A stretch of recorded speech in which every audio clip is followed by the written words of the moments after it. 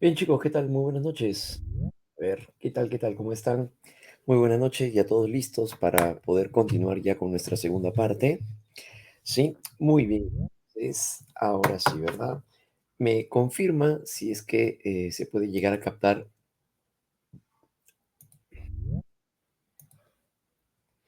a continuación la imagen que estamos proyectando. Sí, se puede ver. Sí, todo bien. En cuanto a lo que viene a ser, ya, listo, excelente, muy bien. Igual, se escucha bien entonces, ¿no? Ya, muy bien, entonces ya todo listo. Muy bien, muchachos, seguimos. Entonces, vámonos ahora a continuación con en nuestra última parte, nuestra parte final de bases biológicas, donde nos vamos a encontrar ahora con el sistema límbico. Hablar acerca del sistema límbico nos referimos a un conjunto de elementos en sí que estarían llegando a estar concatenados en un circuito, ¿no? Construidos estos en forma de un circuito. Y es por eso que se le conoce como el circuito de Papes, ¿no? Por el descubridor, o también conocido como el paleocórtex. Se le llama así por lo que hace referencia a la parte más primitiva del sistema nervioso. Esa es la condición del paleocórtex, ¿ya? Circuito de Papes o en el caso de el paleocórtex. Muy bien. Aquí, el sistema límbico viene a ser ahora, es aquella parte de nuestro cerebro a nivel subcortical, estamos hablando de que se encuentra ubicado en la parte más profunda en sí de nuestro sistema nervioso y que corresponde a la parte más primitiva, decíamos, del sistema, porque esta es la que llega a albergar las estructuras que nos van a llegar a permitir mantener la supervivencia, como el comer, como el beber, pero sobre todo tiene que ver mucho también dentro del ámbito de las emociones. Está íntimamente ligado hacia el campo de las emociones. Y es que el sistema límbico viene a ser entonces esta parte del sistema a nivel subcortical encargada de las respuestas fisiológicas y emocionales de nuestro cuerpo.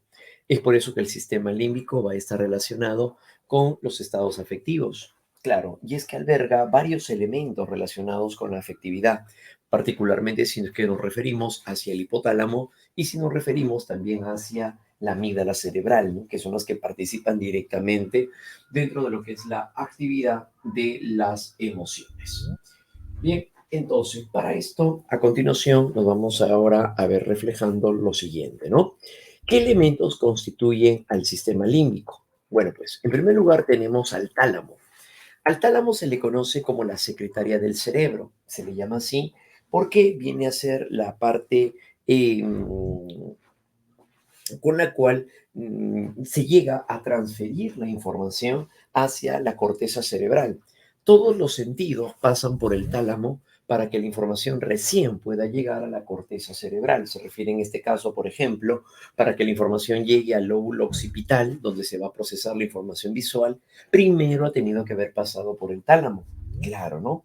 Primero entonces la información pasa por el tálamo y luego llega hacia la corteza occipital, donde se va a procesar la información visual.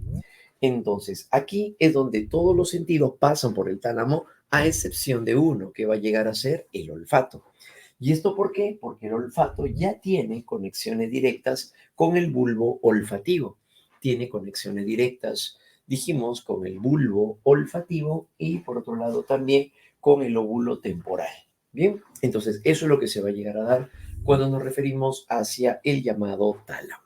Bien, eso sería entonces en este caso el tálamo. Debajo del tálamo nos encontramos ahora con el hipotálamo. El hipotálamo cumple con diversas funciones relacionadas con la conducta alimenticia. Es por eso que hablar acerca ahora del tálamo es referirnos, por ejemplo, al hambre y la sed y la saciedad.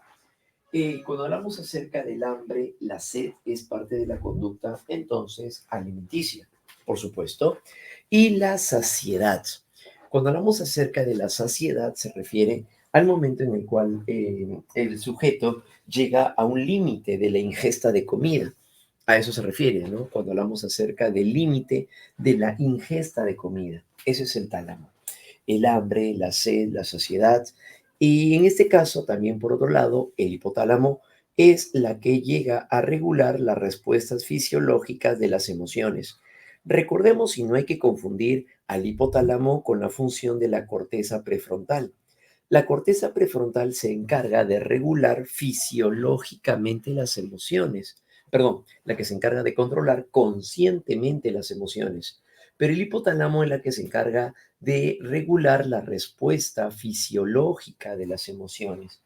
Y es que cuando hablamos acerca de la respuesta fisiológica se refiere al funcionamiento del sistema nervioso.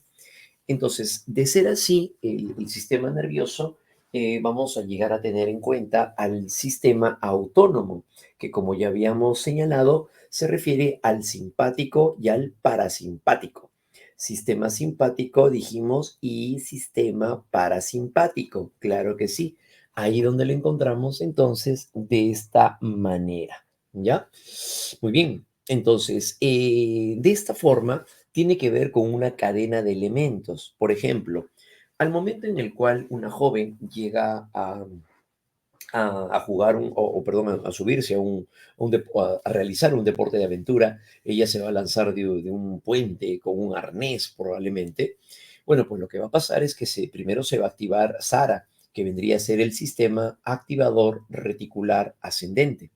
Cuando se activa SARA, luego esta va a llevar a dar información hacia el hipotálamo, que es justamente lo que estamos viendo.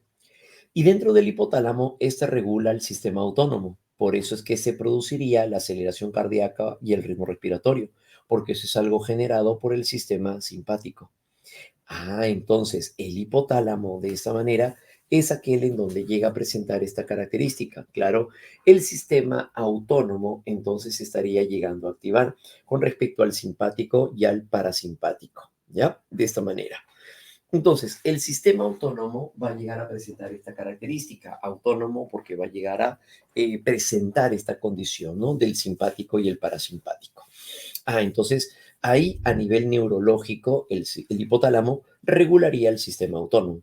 Pero a la vez que la joven está presentando aceleración cardíaca, incremento de la presión arterial, producto del simpático, pues también se va a liberar adrenalina. Por eso está vinculado también con la participación del sistema glandular, porque se segrega una hormona que sería la adrenalina. Ujú. Lo cual entonces estaría generando que esta persona presente una doble función, tanto neurológica como en el ámbito hormonal. Y eso quien lo regula, el hipotálamo. Bien, el hipotálamo de esta manera estará llegando a participar, llega a asumir protagonismo en cuanto a la excitación sexual. Es el centro, además, del ritmo el que regula el ritmo circadiano. El ritmo circadiano viene a ser el reloj biológico, que es el que programa el organismo aproximadamente en un ciclo de 24 horas. Por eso se llama circadiano, porque es cerca de un día. Y esto es lo que estaría generando el reloj biológico. Como por ejemplo, el que casi a la misma hora, a las 2 de la tarde, tal vez almorzamos porque sentimos hambre. Casi a la misma hora sentimos sueño, si nos vamos a dormir a la medianoche o a la 1 de la mañana probablemente. Casi a la misma hora todos los días sentimos sueño ya ese tiempo. Entonces, ¿por qué? Porque ya ese es nuestro reloj biológico, claro, ¿no? Incluso cuando llegamos a referirnos acerca de la eliminación de excretas, también lo hacemos casi al mismo tiempo. Si a lo mejor alguien va a realizar pues eh, sus deposiciones cada cierto tiempo, cada día o cada 2 días, casi lo hacemos también, ya sea en la misma hora, hacia la mañana, la tarde o la noche, porque es parte de nuestro reloj biológico. A eso se refiere, ¿ya? Muy bien, entonces en este caso el ritmo circadiano va a llegar a presentar esta peculiar característica, ¿ya? Muy bien, entonces eso se daría. Si un joven llega a viajar a otro país donde hay un cambio de horario, entonces es probable que si esta persona llega a Japón, vamos a llamarlo en ese sentido, en este ejemplo, y llega y es de día, claro, siendo de día, siente sueño, claro que sí. ¿Por qué? Porque su reloj biológico ha llegado a participar, llegándose a dar hasta ciertas horas transcurridas, va a llegar a presentar la misma condición. Estando de día sentirá sueño y estando de noche allá va a estar despierto. ¿Por qué? Porque es parte justamente del reloj biológico que ya está programado. Ujú. Hasta que poco a poco la persona vaya adaptándose a su organismo. así es, ¿no? Pero se estaría dando entonces a raíz de eso, ¿no? Además de que también regulará la temperatura del cuerpo. Además de que también estaría entonces llegando a la temperatura del cuerpo, lo estaría regulando también, ¿no? Claro, como cuando nosotros nos metimos al agua, a lo mejor y sentimos frío y luego nos vamos adaptando progresivamente, sí, tiene que ver entonces en relación a ello, ¿ya? Ahora, por otro lado, el hipotálamo, como llega a regular fisiológicamente las emociones, está relacionado obviamente también a la experiencia afectiva. Por lo tanto, una persona que llega a tener una crisis de ansiedad, supongamos en algunas ocasiones, hay personas que tienen más a la ingesta de comida, hay personas que tienden a buscar estar acompañando algo siempre que comer, pero eso ocurre cuando hay sobre todo más estado de ansiedad, ¿no? Entonces, si una persona va a llegar a rendir un examen, va a tener una exposición dentro de poco y está muy tenso o tensa por lo que va a tener que pasar, esta persona tiende a comer a cada momento.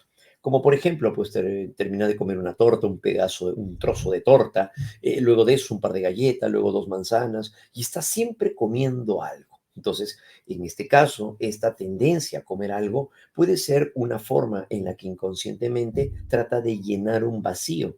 Ujú. Entonces, ante los estados de crisis, está relacionado con el hipotálamo. Lo contrario sucedería, por ejemplo, en vez de ansiedad, la persona tiene depresión. Y si la persona tiene depresión, al contrario, se le quita el apetito. Más bien, una persona deprimida tiende a no presentar la tendencia a querer comer. Al contrario, ¿no? No desayuna, toma agua, en la noche no tiene hambre, tampoco no ha almorzado, tampoco cena, porque la depresión más bien llega a acompañar no solamente el estado afectivo, sino también a la afección que se estaría dando a nivel hipotalámico, y por eso tampoco no se produce el hambre. Ujú. Entonces los estados afectivos también estarían participando conjuntamente con este tipo de manifestación o expresión. ¿Ya? ¿Listo? Muy bien, entonces eso es lo que se estaría llegando a manifestar entonces, ¿no? Cuando hablamos acerca de el ámbito del hipotálamo, ¿no? Como parte de unas respuestas que se estarían dando pues a raíz de ello, ¿ya? ¿Listo? Muy bien, entonces eso se daría, ¿no? Las personas que suelen tener problemas de conducta alimenticia sí están también directamente relacionados a algunas alteraciones a nivel del hipotálamo. Ajá. Sobre todo en ese sentido, ¿no? Con la parte entonces del hipotálamo, sí, pues claro, ¿no? Porque tiene que ver con la conducta alimenticia, ¿no?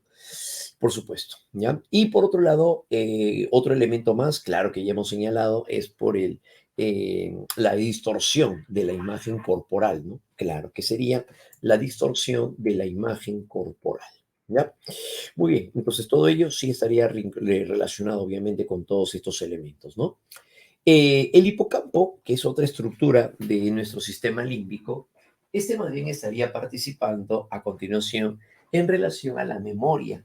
Y es que el hipocampo es aquel que llega a consolidar la información que va de la memoria de corto plazo hacia la memoria de largo plazo.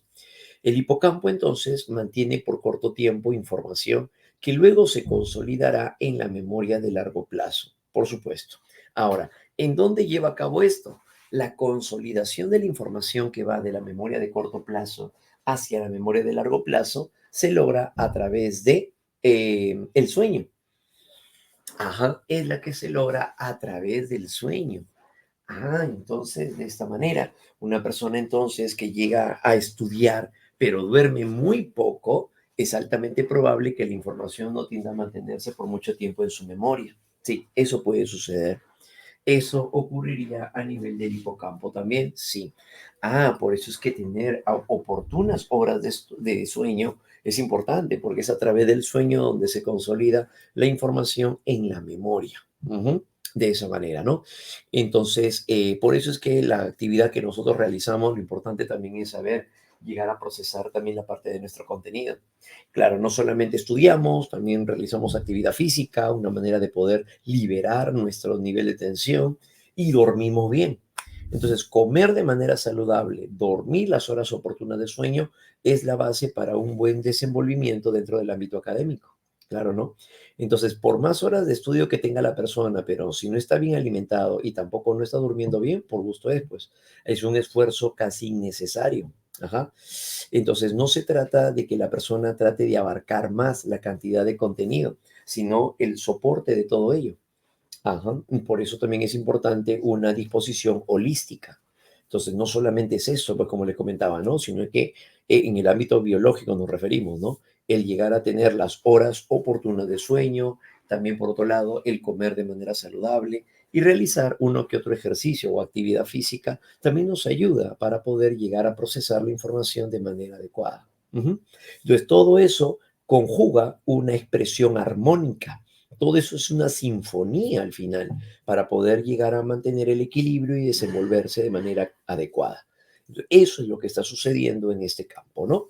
Por eso el hipocampo entonces participa, su función es el hecho de poder ir consolidando la información en la memoria de largo plazo, pero será también con la participación de otros factores, ¿ya? Eso vendría a llegar a ser, ¿no? Por eso al final nos dice también, convierte la información de la memoria de corto plazo hacia la memoria de largo plazo. ¿Ya? Eso va a llegar a darse entonces en este caso, ¿no? Muy bien, ese sería el detalle. ¿Cuántas horas son recomendables? Eso depende del organismo de cada uno, depende de la actividad que realicen. No se puede dar una forma uniforme, ¿no? En tal caso, solo es un aproximado, pero no hay una forma uniforme. ¿Por qué? Porque cada uno depende. Mientras más actividad uno realice, pues más sueño va a tener o va a necesitar de tener más sueños, ¿no? O más horas de sueño. Sí, claro que sí. Más desgaste, más actividad realizamos, es probable que la persona tienda a tener pues más horas de sueño. Lo adecuado, al menos cuando somos adultos, es de que pueda llegar a darse hacia los 7 horas, 6 horas, a lo mejor. Alguien que está siendo adolescente y está estudiando puede dormir, perdón, 5 horas y media, a lo mejor, ¿no? Entre 5 horas y media o 6 horas, ¿no? Eso va a depender de la actividad que realice. Ajá. Si realiza muy poca actividad, pues obviamente que no va a tener mucho sueño y llegará pues la 1, 2 de la mañana y no tiene mucho sueño tal vez. Claro, porque durante el día no hace mucho desgaste, ¿no? Entonces, eso también tiene que ver. Mientras más actividad o más desgaste podamos hacer, es probable que se esté directamente relacionado o proporcional a las horas de sueño también. Así es. ¿Listo? Muy bien, entonces eso se estaría llegando a presentar, ¿no? Muy bien, entonces eso se estaría llegando a dar. ¿Cuánto podría ser el mínimo? El mínimo podría ser 5 horas. Ujú. Ajá, podría llegar a ser el mínimo al menos, ¿no? Así es, listo, muy bien, y estoy normal. Ah, ya, genial, pues, ¿no? Claro, si son 6 horas, claro, el mínimo que podría llegar a tener, ¿no? Si me siento cansada todo el tiempo, ¿no? Me siento cansada y no hago casi nada. Ya, por ejemplo, en ese caso puede ser que a lo mejor también tiene otro detalle, el organismo mismo puede haberse adaptado a no realizar mucha actividad física. Sí, eso también ocurre. Por ejemplo, ¿no? No sé si a ustedes les ha pasado, pero cuando llegan, para todos aquellos que a lo mejor realizan actividad continua y se desgastan, llega el fin de semana y llega el fin de semana y a lo mejor llega un momento en el cual uno se quiere desconectar de todo, de tantas actividades que uno realiza. Pero llega el día lunes y el día lunes como que es un rezago del día domingo, del día sábado, y como que uno quisiera todavía seguir en ese estado de letargamiento, ya algo así. Ahora imagínense eso, pues ya no el lunes, sino el martes, y el miércoles, y el jueves. Y es que cuando menos actividad realizamos, nuestro organismo también se adapta. Claro, ujú, así es, eso es lo que va a suceder. Entonces el organismo también se adapta a no querer seguir haciendo. Por eso mismo no es una contradicción el decir, pero no casi nada y estoy cansada, pero claro, porque el organismo se ha adaptado. Entonces, de tal manera que es muy probable que se mantenga en estado de letargamiento, sí. En cambio, es distinto cuando alguien tiene que realizar muchas cosas. Claro, ¿no? Entonces tiene que ir a trabajar, también tiene que atender a los hijos, luego regresa, estudia por las noches, y al contrario, está muy activo. Hay veces en las que tiene que amanecerse incluso teniendo que estudiar o realizar algún tipo de trabajo ocasionalmente. Ya, esta persona es probable que sus horas de sueño sean 4 horas y media, 5 horas, pero su organismo está constantemente adaptado para poder llegar a activarse al poco tiempo. Ujú. Eso sería, porque el organismo también se adapta al ritmo que realiza la actividad. Muy bien, eso se daría, ¿no? Ajá, eso se daría por ahí, ¿no? ¿Eso se debe a la ansiedad o la depresión por algo así? Bueno, más por la depresión, no por la ansiedad. Por la ansiedad haría que la persona esté más despierta, más bien, porque generaría insomnio. Claro, al contrario, en el caso de la depresión, la persona tiende a dormir más, ¿no? Porque tiende a alejarse, tiende a evitar los problemas. Y para poder evitar la realidad trata de alejarse y lo hace a través del sueño, por ejemplo. Pero la persona que llega a ser ansiosa, por el contrario, está más activa y por otro lado también puede llegar a tener insomnio. Así es, ¿ya? Muy bien, entonces eso vendría a llegar a darse, ¿no? Pero deben de ser 6 horas mínimo continuas o a través del día. No, pues tendría que ser, según los expertos, dice que sea continuo. Claro, imagínate dormir 1 hora cada 3 horas. Ya cumplirías tus 6 horas. Ya, pues imagínate cómo vas a dormir 1 hora dejando 2 horas. Entonces ya ahí lo completo durante todo el día y tanto 6 horas, güey. Pero al final dormiste 6 horas, ¿no? Claro, pero dejando pues entre hora y hora, pues 3 horas ahí de por medio. Eso no es descansar, pues, ¿no? Claro, entonces acá los expertos señalan que tienen que ser continuas, pues. Claro, ahora, si uno se va a amanecer, duerme 4 horas y durante el día siente sueño, ya pues también es por gusto, porque a la final pues va a dormir en la tarde cuando eso lo pudo haber hecho de corrido, entonces no tendría ningún sentido. Claro, así es, ¿ya? Muy bien, entonces por ese lado, la idea es que las personas puedan llegar a utilizar también o descubrir también sus propios recursos para poder adaptarse de una mejor manera. Claro, así es, ¿ya? Muy bien, esa es la idea y la forma como se estaría llegando a presentar, ¿ya? Listo, muy bien, esa es la forma como se estarían dando, ¿no? La manera continua entonces de poder llegar a presentar esta característica es lo más recomendable, dicen también, pues en este caso los neurobiólogos, ¿no? Sobre todo más cuando se es adolescente. ¿Por qué? Porque hay mucho desorden. Cuando se es adolescente llega a ser muy desordenada la persona. Y su propio organismo, ¿eh? No me refiero a sus tareas, ¿no? Esa es otra cosa. Aparte que también es otro desorden. Su habitación, ese es otro desorden.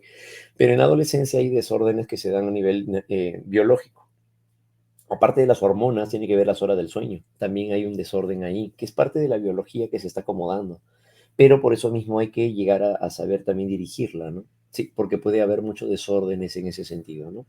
Incluso hay gente que hasta tiene hambre a la medianoche, cosa que alguien podría decir, oye, pero no creo, pues uno se va a dormir a las 10, 11, ya, pues ya no como hasta el día siguiente, ¿no? Ya, eso es normal, ¿no? La mayoría de mortales hacemos eso, ya no es así. Hay adolescentes que llegan a la medianoche y tienen hambre. Es más, se levantan de dormir a comer. Sí, también hay eso. Sí, también hay eso. Así es, claro. Entonces eso pasa, ¿no? Entonces, ese es parte del desorden que uno tiene, bueno, producto de los cambios biológicos que se tienen en la adolescencia. Claro, ahora imagínate un adulto, muy poco probable, pues a menos que sea un adulto ansioso, ¿no? Un adulto con problemas del trabajo y qué sé yo, ¿no? Pero por lo general, lo normal, entre comillas, no es así. La persona tiende a comer en la noche, ya se va a dormir y hasta el día siguiente, pues. Pero digamos, es poco probable que alguien pues tienda a levantarse en la noche a comer, ¿no? Claro, ¿no? Entonces, pero en la adolescencia suele pasar eso. En la adolescencia suele pasar eso, ¿ya? Porque es parte de un desorden entre comillas, normal, hasta que se vaya estableciendo poco a poco nuestro organismo. Claro, así es. ¿Ya? Muy bien, eso vendría a llegar a ser en ese sentido, ¿no? Claro, sí. Por eso es lo más adecuado, ¿no? Es poder tener sus horas adecuadas de sueño y sus horas de comida, ¿no? Que sería lo más propio. Ajá, de esa manera. ¿Ya?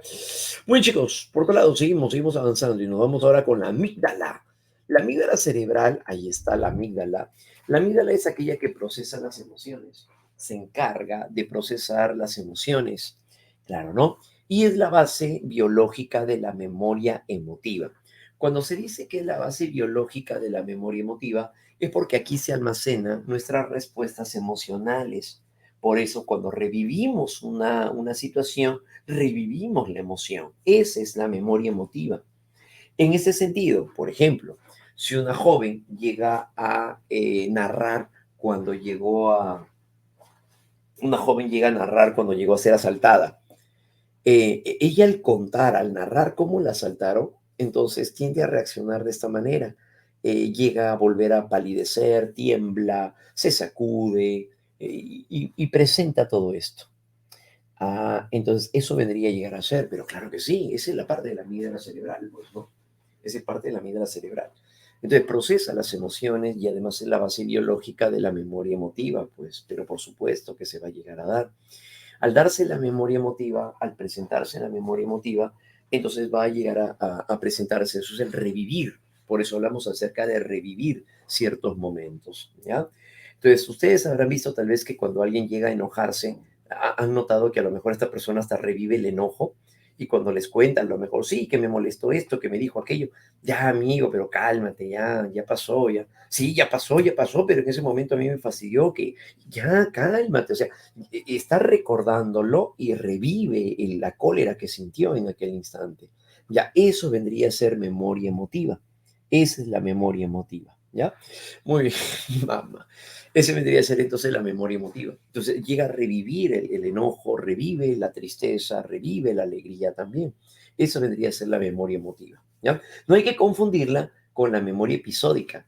La memoria episódica es donde solamente tenemos imágenes mentales, como por ejemplo decir, yo recuerdo que cuando me fui de viaje a Machu Picchu, no sé, al Cusco, llevé un buzo de color negro que tenía en la espalda Perú. Ahí está, algo así, ¿no? Entonces, eso es memoria episódica.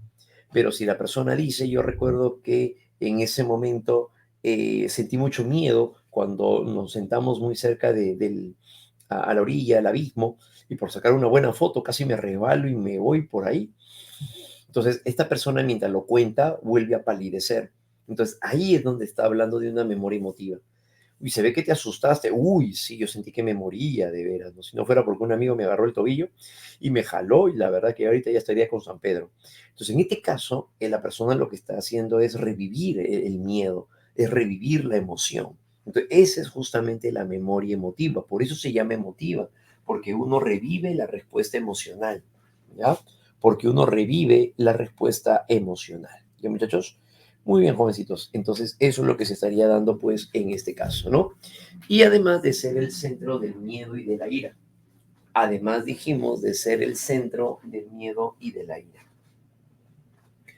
El ser el centro del miedo y de la ira. Cuando hablamos acerca de ser el centro del miedo y de la ira, se refiere hacia la amígdala cerebral, es lo que rige el comportamiento cuando somos niños y somos adolescentes. Claro, ¿no? Por eso es que decimos que somos amigdalinos. Entonces el pequeño, el niño, reacciona con ira. Y cuando hace un berrinche, se tira al piso, grita, patea, muerde, porque está reaccionando a nivel de la amígdala cerebral. Claro, ¿no?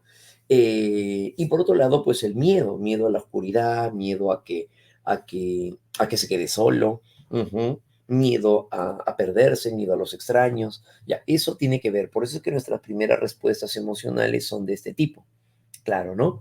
Y por otro lado, en relación a los adolescentes también pueden llegar a presentar las conductas amigdalinas, como por ejemplo en el caso de la ira, lo cual lleva a la persona a reaccionar de manera impulsiva, claro, ¿no? Ya lo habíamos comentado.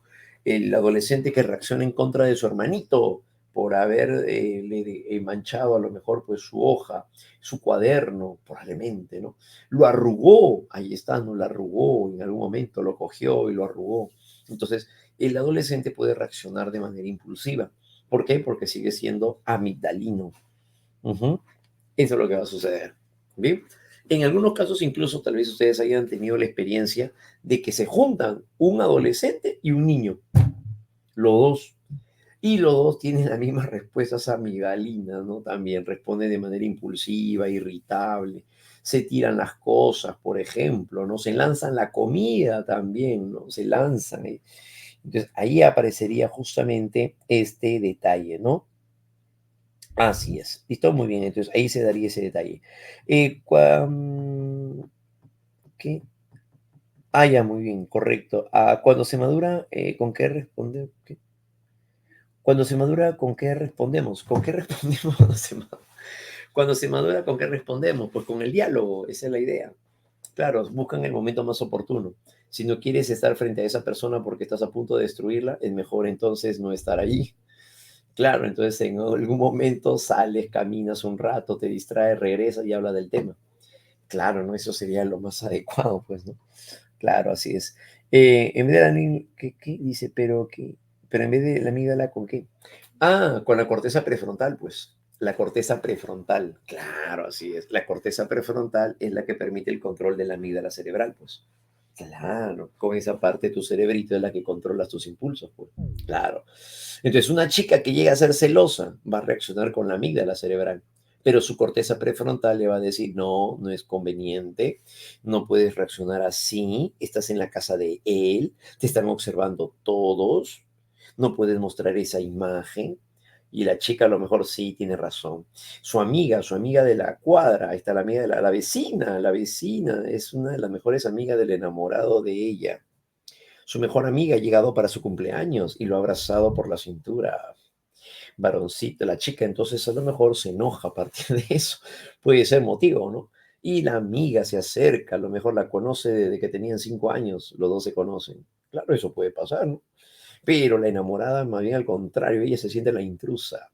No puede ser, ¿cómo la puede conocer tantos años? En cambio, yo recién tenemos 6 meses. Entonces, de tal manera que a lo mejor la chica, al ver ese momento, esa confianza que se tienen para poder abrazarse de esa manera, ella tiene que también controlar sus emociones, ¿no? Entonces ella controla su amígdala a través de la corteza prefrontal. Claro, ¿no? Eso es lo que va a suceder. Muy bien, entonces eso es lo que vamos a dar a partir de ello. Mejor ser su amiga y tener el enemigo de cerca. Y ya, muy bien. Mejor ser su amiga y tener el enemigo de cerca. Muy bien, el enemigo, como le dicen el enemigo. Bueno, entonces en ese bueno, lo importante es cómo lo procesan, ¿no? Claro, si lo procesan de esa manera y eso hace que mantenga su equilibrio, no hay ningún problema, ¿no? Bienvenido sea esa manera de procesar la información, pues, ¿no? Claro, así es. Y tú que lo conoces tanto, ¿qué es lo que más le gusta de esto, de aquello, de lo otro? Cosas que te vas enterando también, ¿no? Sí, puede ser una manera, ¿no? Una estrategia, claro, así es, por cierto, ¿no? Claro, así es. Entonces ahí aparecería en relación a ese ámbito. Entonces, ¿ya muchachos? Listo, excelente. Entonces, cuando hablamos acerca de la amígdala cerebral, ¿no? Todo eso relacionado con la amígdala cerebral. Muy bien, jovencitos. Pero entre otros elementos también que tenemos ahora el área septal. El área septal, esta participa también con ciertas funciones autónomas, sobre todo a nivel visceral, y también participa de manera endocrina, pero relacionada también con el orgasmo. Claro, una de las funciones más conocidas dentro del área septal va a llegar a ser el orgasmo. El orgasmo, que es el nivel más elevado de excitación sexual, que viene a ser cuando se llega al clímax. ¿Y que va a ser el clímax? El más elevado, ¿no? Claro, el momento más elevado de la excitación sexual. Eso tiene que ver con el área septal, ¿no? Regula las funciones autónomas como las viscerales, endocrinas y relacionados también a la reproducción.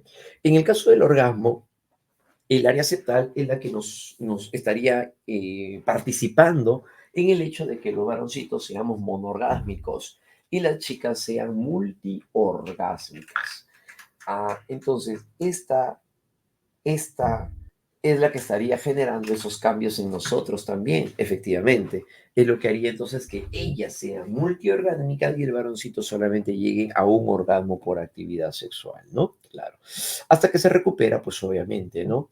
Y regresa a la contienda. Muy bien, chicos. Eso se daría ahí, ¿no? Por otro lado, está el cuerpo calloso, que como ya sabemos, va a llegar a ser la estructura biológica que va a llegar a comunicar a ambos hemisferios cerebrales. Claro. ¿En qué actividades donde puedas utilizar tus dos lados? Como por ejemplo un baterista. Un baterista presenta actividad del cuerpo calloso, claro que sí, porque el baterista va a tener que tocar con ambas manos. Ya sabemos que el hemisferio derecho estaría regulando el movimiento de la mano izquierda y viceversa, el hemisferio izquierdo gobierna la mano derecha. Ujú. Entonces, ese entrecruzamiento se estaría dando a partir del cuerpo calloso, que también es la comunicación entre las neuronas, ¿ya? Comunicación o intercomunicación entre los hemisferios cerebrales, ¿ya? Muy bien, chicos, entonces eso se daría, ¿no? En el caso de los ambidiestros, claro, lo que pasa es que los ambidiestros pueden llegar a desarrollar esa condición a través de la práctica. Por supuesto, una persona puede escribir con la mano izquierda como lo puede hacer con la mano derecha. ¿Por qué? Porque ambos hemisferios pueden llegar a participar, sí, hasta se puede estimular eso también, ¿no? Sí, eso también se podría llegar a dar, ¿ya? Listo, muy bien. Al menos no tenemos riesgo de que, se nos caiga en pleno examen. Ya, muy bien. ¿Qué? ¿Nos caiga la Andrés? En pleno examen. Ya, muy bien, entendí. Ya, muy bien. Entonces ahí aparecería ese detalle. No, no, es que es un. Es un, es un comentario al que hay que sacarle la raíz cuadrada. Ya listo, muy bien, chicos. Entonces, ese vendría a llegar a ser un detalle muy importante. Ya, listo, excelente, chicos. Ahí entonces es donde se estaría llegando a presentar. Ya, listo, muy bien, jovencitos. A continuación, ustedes ya han tenido en su semana el tema en filosofía, y han tenido su tema de antropología filosófica, ¿verdad? ¿Sí? ¿Han tenido su tema de antropología filosófica? Claro, muy bien, excelente, muchachos. Entonces, lo que vamos a ver a continuación, ahora ya cambiando un poquito el rubro, vamos a presentar lo que es el complemento. Recuerden que en el curso de psicofilo hacemos un complemento y nos centramos en resolver los problemas, ¿ya? Que es justamente lo que vamos a ir haciendo también nosotros. Entonces, es así donde nos encontramos a continuación con esta parte de filosofía que va a ser de complemento a lo que ustedes ya han venido haciendo, y de ahí nos vamos hacia la parte de nuestro desarrollo de material. ¿Ya, muchachos? Muy bien. Entonces, en una forma de repaso, en una forma de reforzamiento de todo ello, nos vamos a centrar a continuación en la antropología filosófica. Vamos ahora a lo que es antropología filosófica. Esta disciplina filosófica, como ustedes lo recordarán, como disciplina, a eso me refiero como disciplina. La disciplina filosófica de la antropología es aquella que el hombre mismo se vuelve un problema. Y ya, como lo señalaba Max Scheler, consideraba que el hombre se vuelve un problema él mismo al momento en el cual llega a tener conciencia de sí. Claro. Entonces es ahí donde el hombre comienza a preguntarse, no solamente ahora pues acerca del cosmos, acerca del universo, de lo que sucede alrededor, sino que de lo que también le llama la atención es acerca de sí mismo. Y cuando hablamos acerca de sí mismo, se refiere a que el hombre se va a comenzar a preguntar, como por ejemplo, de qué naturaleza pertenece, qué naturaleza le pertenece. ¿El hombre es materia? ¿El hombre es espíritu? ¿O el hombre es espíritu y materia? Tal vez son ambos. Entonces, ¿qué define al hombre como tal?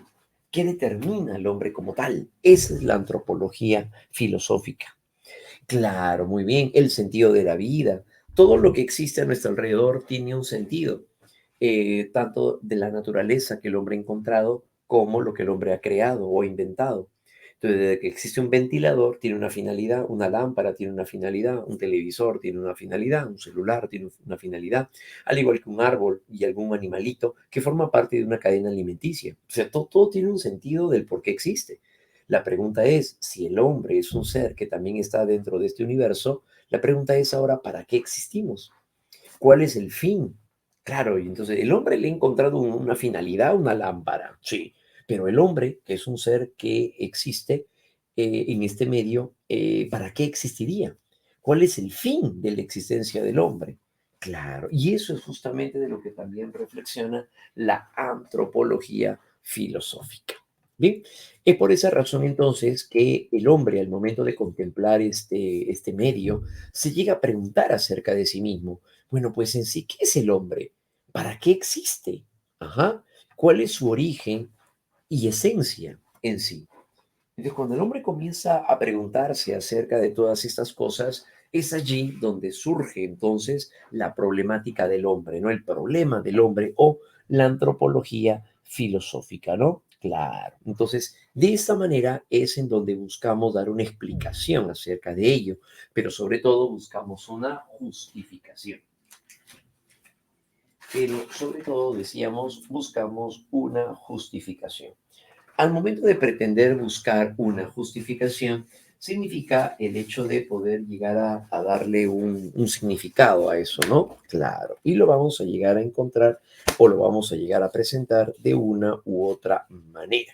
Y eso es característico, pues, también en este campo, ¿no? Y la búsqueda del conocimiento. Muy bien, chicos. Entonces, bueno, pues eso es lo que vamos a llegar a encontrar, ¿no? Sí, una forma muy importante, sobre todo, de expresarlo. Vamos entonces a continuación de la siguiente manera, ¿no?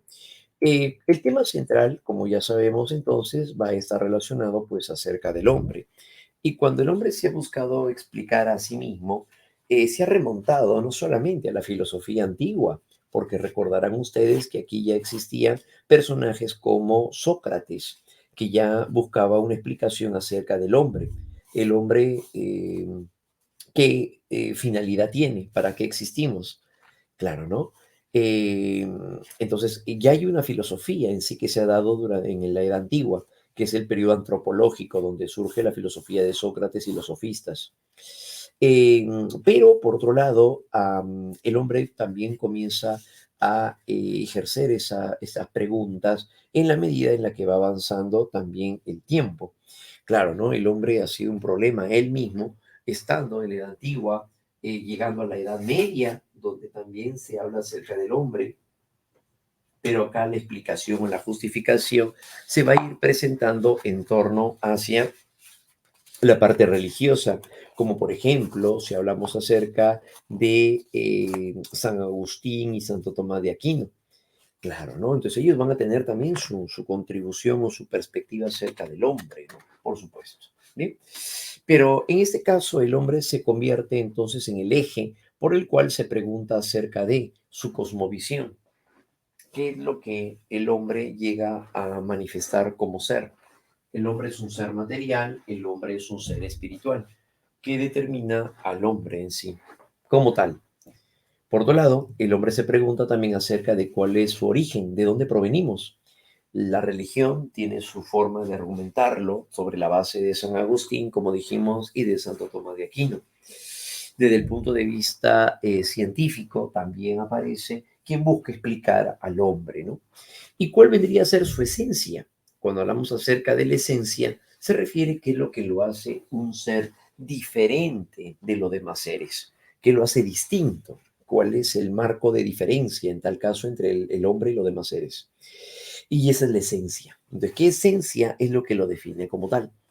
Entonces, todas estas preguntas que se llega a realizar forman parte de la llamada antropología filosófica, la cual ha buscado siempre de una u otra manera darle respuesta a todo este tipo de eventualidad o circunstancia. Entonces, al momento de buscar definir qué es la antropología filosófica, esta se nos muestra de la siguiente manera. Es la disciplina que estudia al hombre para determinar su origen y su esencia.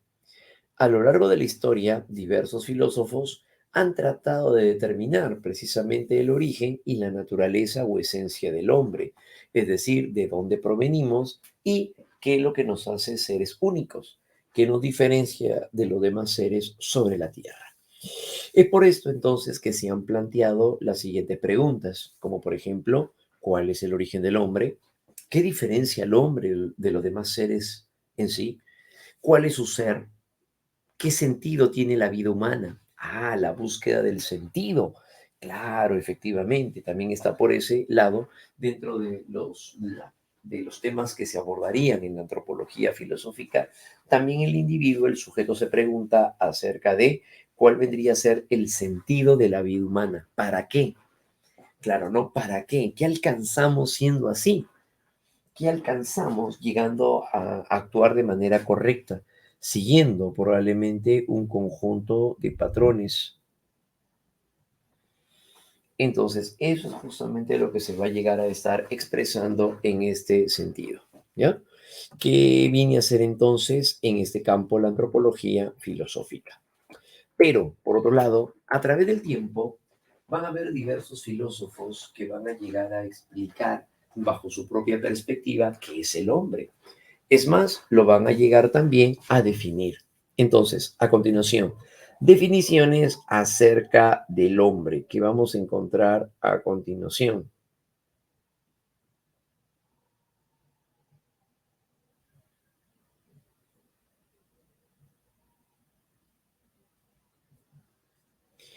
En este sentido, entonces, al momento de dirigirnos hacia las definiciones del hombre,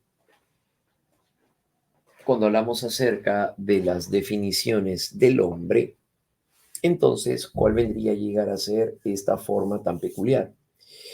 Bueno, si hablamos acerca de las definiciones del hombre, entonces es aquí donde nos vamos ahora con Platón. ¿Qué entendemos por el hombre? ¿Qué entendemos por lo que será el hombre? Si buscamos dar una explicación ahora hacia lo que es el hombre, entonces vamos a encontrarnos desde la perspectiva de Platón. Claro, para Platón el hombre es un alma inmortal. En esta idea de Platón, bajo su idealismo objetivo, consideraba que la esencia del hombre es ideal. Recordemos que Platón desarrolla el idealismo objetivo y en su idealismo objetivo consideraba que el hombre tenía dos formas de expresión en sí, ¿no? Claro, el hombre era en esencia alma inmortal, pero que se encontraba vagando el alma en el mundo de las ideas. Bueno, desde siempre estuvo ahí. Pero en un momento determinado el alma cae al cuerpo y el cuerpo se convierte en la cárcel del alma. Claro, el alma entonces viene a ser el aspecto esencial del hombre. Por supuesto, el hombre desde siempre llegó a presentar una naturaleza de carácter ideal, de carácter ideal. Por eso dice el hombre entonces es alma inmortal. Claro, ¿no? Es la forma como lo entiende Platón. Desde el punto de vista de Aristóteles, por otro lado, él dice, el hombre es un zoon politikon. Significa, el hombre es un animal político y además es un ser racional. Así lo define. Cuando dice de que el hombre es un animal político o es un zoon político, se refiere a que el hombre es un ser que no puede vivir solo, sino que necesita más bien de la interacción y de las relaciones con otros. Entonces de ahí viene el nombre, el hombre es un zoon político, no es un animal político. Y es un ser racional, que es lo que lo define como tal. Sí, para Aristóteles, el hombre tiene esa concepción o define al hombre como tal. Su condición de ser racional y, por otro lado, el hombre de ser un ser social, ¿no? Cuando decimos que el hombre es un son político. Claro, ¿no? Aristóteles así lo define. Desde el punto de vista de Blas Pascal, para Blas Pascal el hombre es una caña pensante. Y al decir que el hombre es una caña pensante, hace alusión a que el hombre lo que lo define como tal es su manera de poder ejercer el intelecto para poder llegar a comprender, entender el mundo que lo rodea y sobre todo buscando también explicar la razón de ser de todo ello. ¿Ya? Muy bien, entonces a eso es a lo que se refiere, ¿no? Muy bien, Blas Pascal, eso pasaría con Pascal. Desde el punto de vista de Friedrich Nietzsche, vamos con Nietzsche, Nietzsche va a considerar ahora que el hombre es un tránsito hacia el superhombre. ¿Y esto qué implicaría? Para la perspectiva de Nietzsche, llega a considerar más bien que el hombre es un tránsito. ¿Qué significa? Nietzsche concibe que el hombre es todavía un ser a medio hacer, así lo llama, ¿no? Es un ser a medio hacer. ¿Qué significa? Que todavía le falta una condición más de su evolución. Entonces, el hombre es un ser que se va transformando a sí mismo y es a partir de la llamada voluntad de poder donde el hombre logra ese estado de superación de sí mismo. Y es donde se da la transición de dejar de ser un ser ordinario y convertirse en un ser extraordinario. Esa transición se logra a través de la voluntad de poder. Ajá. Muy bien, somos instinto y voluntad de poder, claro, por supuesto. Entonces, eso es lo que dice para Nietzsche, ¿no? Entonces, el hombre es un ser que adopta o alberga la voluntad de poder y esta es la que le permite o lo impulsa al hombre hacia su estado de superación. Claro, cuando eso sucede, el hombre deja de ser este ser ordinario y se convierte en un superhombre. Entonces, eso se logra. Por eso es que Nietzsche dice, el hombre es un tránsito hacia el superhombre. No es el hombre ya terminado todavía, ¿no? Falta la condición en la cual el hombre se supera a sí mismo. Ujú. Esa es la manera como lo llegaría a entender entonces este peculiar personaje. ¿Ya? Desde el punto de vista entonces de Friedrich Nietzsche, ¿no? Es un tránsito hacia el superhombre. Excelente, muchachos. Eso se daría de esta manera. ¿Ya? Muy bien. Por otro lado, ¿no? Entre otras concepciones, obviamente, ¿no? Estamos rescatando al menos lo más relevante, lo más importante en sí. Pero por otro lado también tenemos la idea más bien de que el hombre tiene una cosmovisión. El hombre tiene dos naturalezas. ¿Qué significa? Que el hombre llega a ser un ser natural o el hombre es un ser espiritual. Ajá. Entonces, en este sentido, el hombre como ser natural y el hombre como ser espiritual. Cuando se ha buscado comprender al hombre como un ser natural, que eso es parte de su cosmovisión, al pretender conocer al hombre en su cosmovisión, entonces lo que viene a nosotros, lo que viene a nosotros será el hecho mediante el cual será el hecho mediante el cual las ciencias naturales entran a tallar aquí. Aporte de las ciencias naturales. Al momento de pretender explicar al hombre como un ser natural, es aquí donde se llega a presentar la idea en la que está compuesto por los mismos elementos que encontramos en la naturaleza. Entonces, ¿qué compone al hombre? ¿Qué define, qué determina al hombre como tal? Entre ellos, por ejemplo, nos encontramos hacia el hombre está compuesto de oxígeno, está compuesto también de proteínas, claro, muy bien, enzimas, entre otras. Entonces, el hombre como un ser natural, el hombre es materia. El hombre como ser natural es un ser material. Eso es lo que nos está diciendo.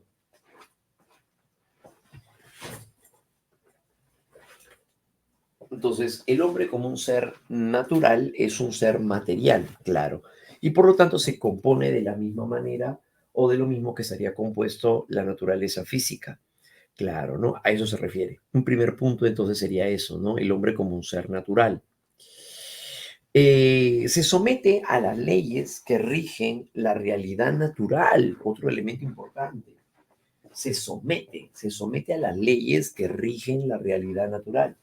¿Qué significa? Que así como la materia llega a basarse en leyes de la propia naturaleza, el hombre como materia también se somete a las mismas leyes, la ley de la biología, la ley de la física. Claro que sí. Entonces también la tenemos. Claro que sí. Se somete entonces a las leyes que rigen la naturaleza o la realidad natural. Aquí el hombre ahora es un ser determinado por la evolución. Cuando decimos de que el hombre es un ser determinado por la evolución, significa que es un ser que estaría determinado, establecido a partir de cambios que van a llegar a tener cambios. Cambios. El hombre es un ser determinado por la evolución. Ajá. Entonces, de esta manera que encontramos, el hombre es un ser bípedo. El hombre es un ser bípedo, significa que es un ser que llega a caminar erguido. Claro, ¿no? Bípedo, parte de la evolución es eso. El dominio del dedo ponible, que vendría a ser el dedo pulgar, lo cual nos permite llegar a coger objetos, fabricar elementos. Claro, ¿no? Entonces, eso vendría a llegar a ser, ¿no? El dedo oponible. Y por otro lado, el desarrollo maduracional de la corteza cerebral. Claro, que viene a ser parte de la evolución, lo cual nos permite el desarrollo de la conciencia, la inteligencia y los procesos mentales superiores. Cuando todo esto se estaría llegando a dar, cuando todo esto emerge, surge de esa manera, entonces es allí donde nos encontramos con esta peculiar forma, ¿no? Entonces el hombre es producto de la evolución, que significa que el hombre pues ha llegado a cambiar, no ha sido siempre así, no, es producto de un conjunto de cambios que se han dado por mucho tiempo. Ujú. De esa manera, ¿no? Excelente. Por otro lado, al momento de afirmar que el hombre es un ser espiritual, vamos ahora a otra condición. Mientras que el primero estaba gobernado por las ciencias naturales, este segundo tiene que ver con las ciencias sociales. Claro, algo de lo cual está al margen de poder medir, de poder cuantificar. Esto no se puede medir, a diferencia de las ciencias naturales. Claro. Entonces, de ser así, nos encontramos ahora con las siguientes características. ¿Cómo es el hombre? ¿Cómo se entiende al hombre como un ser espiritual? Si hablamos acerca de la condición espiritual, tenemos que el hombre es un ser que da cuenta de la realidad, adaptándose, perdón, a sí mismo como un problema. ¿Qué significa eso? Conciencia. Si decimos que el hombre se da cuenta de la realidad, se da cuenta de sí mismo y se pregunta acerca de quién es o qué desea ser, entonces eso es lo que va a llegar a caracterizar la conciencia. El hombre es un ser consciente y ya lo afirmaba Max Scheler.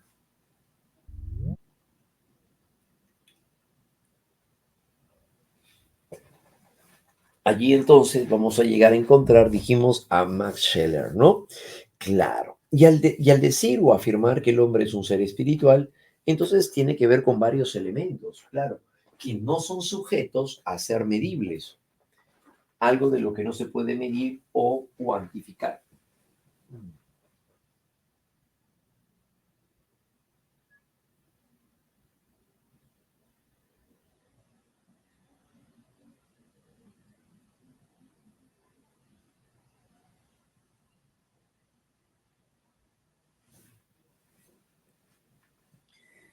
Y en este caso, de lo que no podemos llegar a medir o cuantificar, se refiere, por ejemplo, al hecho de que el hombre es un ser libre.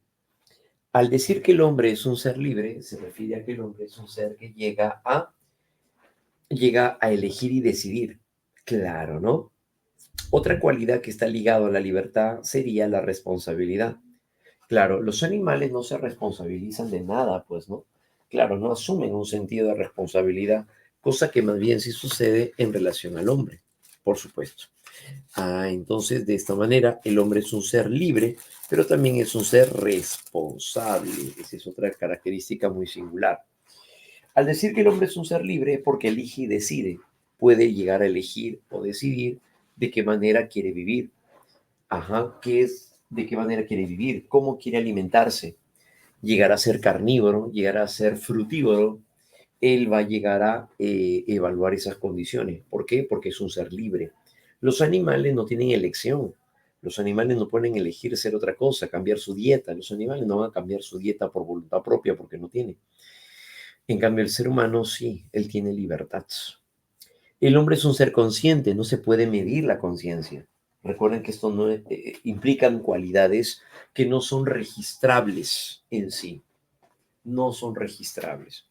Y es por eso que tenemos entonces, en este caso, al hecho de que el hombre es un ser libre, es un ser consciente, es un ser transformador. ¿Qué significa transformador?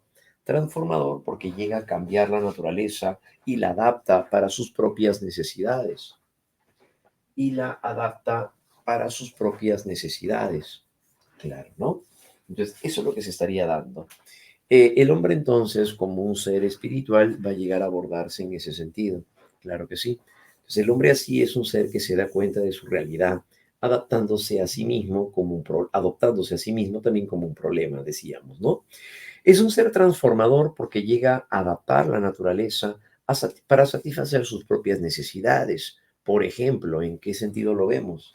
Es un ser transformador. Claro, es un ser transformador. Por ejemplo, de los animales, de la piel de los animales, lo transforma para colocárselos, para poder cubrir su cuerpo con la piel de ellos. La copa de los árboles lo volvió su hogar. Entonces, está transformando la naturaleza. La transforma para poder adaptarla a sus propias necesidades. Ujú. Entonces, es ahí donde encontramos esta condición, ¿no? Se ha desarrollado también patrones de comportamiento, entre otros, ¿no? Hay otros autores que refieren otras cualidades. El hombre como un ser social, por ejemplo, eso se daría también acá. El hombre como un ser espiritual es un ser social. ¿Por qué? Porque interactúan, porque se relaciona con otros hombres. Eso también vendría a ser, sí. De eso también se hace referencia. Si decimos que el hombre como un ser espiritual llega a ser un ser moral. Los animales no tienen moral, pues no tienen normas ni reglas que rigen su correcto actuar. En cambio, los seres humanos sí, claro, ¿no? Entonces una persona moral. Eso estaría caracterizando también parte de la esencia del hombre, ¿no? Lo cual lo vemos también referido en este caso. El hombre, entonces, como un ser espiritual, va a llegar a tener esta característica. ¿Ya, muchachos? Muy bien, entonces, eso es el hombre como un ser espiritual. De esta manera, entonces tenemos una forma de poder llegar a expresarlo, ¿no? Y pretender comprender. un poco mejor, qué es lo que lo va a llegar a ir también, pues, definiendo. ¿Ya? Muy bien. En cuanto a la existencia humana y la historia, ¿qué es lo que nos dicen?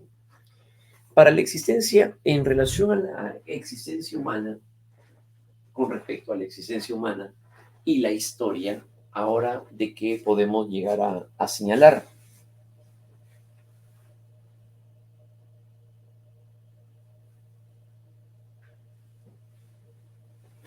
En este caso, llegamos a señalar lo siguiente. La condición finita. ¿Qué significa que el hombre es un ser finito? Significa que el hombre se conduce hacia la muerte y de forma irremediable, es decir, que dejará de existir en algún momento. Claro que sí. Algo que caracteriza entonces al hombre es su condición de ser un ser para la muerte, que este concepto, ustedes lo recordarán, proviene por parte de Martin Heidegger.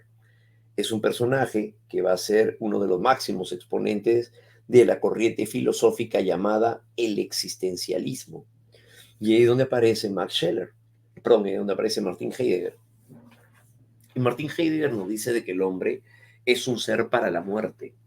¿A qué se refiere? A que el hombre es un ser que ineludiblemente, algo de lo cual no puede dejar de elegir es morir, no puede dejar de serlo. El hombre es un ser para la muerte, ¿no? Eso lo convierte en un ser finito.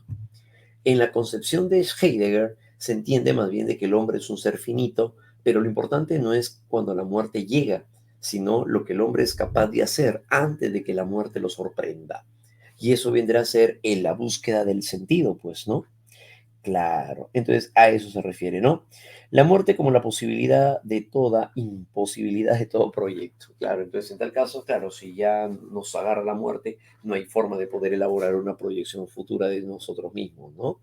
Claro, muy bien. Entonces, eso es lo que decía Heidegger, ¿no? Entonces, de tal manera que lo importante no es que la muerte nos sorprenda, sino que es lo que nosotros somos capaces de hacer antes de que la muerte nos sorprenda. Entonces, ¿qué es? La búsqueda del sentido propiamente, efectivamente, del hombre, ¿no? Claro, entonces de eso se trata, ¿no? De darle un sentido a nuestra existencia. ¿Qué es lo que venimos haciendo y qué es lo que buscamos, obviamente, llegar a presentar hacia el final de nuestros días? Ajá, entonces sobre eso es ahí donde va tejiendo toda esta filosofía también, ¿no? El hombre como un ser finito. Ese es el hombre como un ser finito. El hombre también, por otro lado, es un ser transfinito. Esta es otra concepción. Al decir que el hombre es un ser transfinito, es porque es un ser que su manifestación espiritual perdurará hasta más allá de su desaparición. Al decir que el hombre es un ser transfinito, significa, decíamos entonces, que su manifestación espiritual perdurará más allá de su desaparición. Es decir, el hombre es un ser transfinito porque el hombre trasciende a través de lo que deja. Como por ejemplo, en este caso, ¿a qué nos referimos? Por ejemplo, cuando el hombre crea sus propias construcciones. Ahí hablamos acerca de la Acrópolis, por ejemplo, ¿no? De Atenas. El hombre llega a trascender a través de su legado, que es lo que ha realizado el hombre, claro. Las construcciones humanas como las siete maravillas del mundo moderno, si hablamos acerca de las siete maravillas del mundo moderno, podemos encontrar construcciones humanas, claro, ¿no? ¿Y eso qué significa? Que es un ser transfinito. Si bien es cierto, el hombre puede llegar a dejar de existir como tal, como individuo, pero trasciende a través de la cultura. Claro, ¿no? Significa que su manifestación espiritual perdurará más allá de su desaparición. A eso se refiere.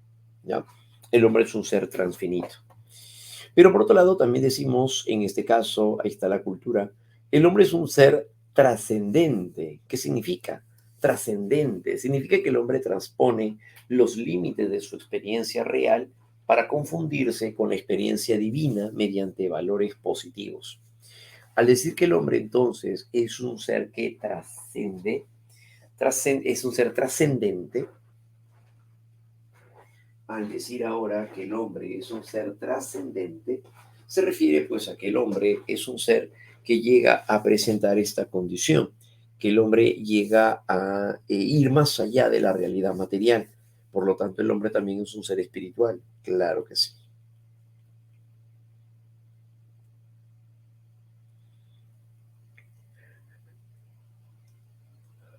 el hombre se convertiría entonces también en esta condición, en la que el hombre es un ser trascendente. ¿Por qué? Porque es un ser que va más allá de sus propias referencias materiales, cree en aquello que va más allá de la existencia sensible de las cosas.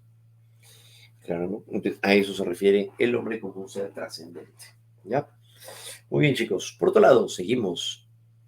En este campo, cuando el hombre llega a buscarle dar un sentido también a su vida, busca establecer un contacto también consigo mismo y con el resto que le rodea.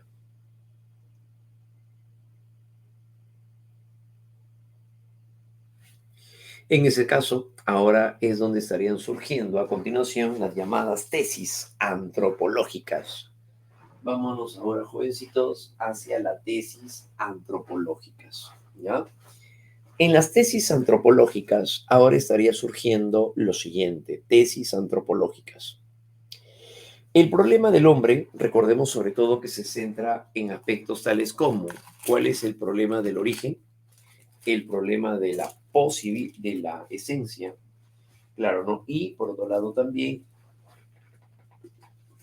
el fin último, ¿para qué existe el hombre? Claro, ¿no? Y sobre todo también centrado en su fin último, como por ejemplo, ¿para qué existe el hombre? ¿Ya? Problema del hombre, entonces, ¿no? Problema del origen. Vamos con este primer elemento, que sería el problema del origen del hombre. Bueno, pues aquí lo que encontramos en primer lugar viene a ser un problema de tipo religioso, ¿sí? Si queremos verlo así, donde el problema del origen del hombre va a llegar a presentarse desde una perspectiva divina. Ujú. Y es aquí donde se encuentran los siguientes tesis. Para el creacionismo, o también llamado fijismo, todo cuanto existe tiene un origen en un ser no material, que sería Dios, y que es el principio y el fundamento de todas las cosas que existen, incluido el ser humano. Entonces, ante la necesidad de llenar un vacío en su conocimiento,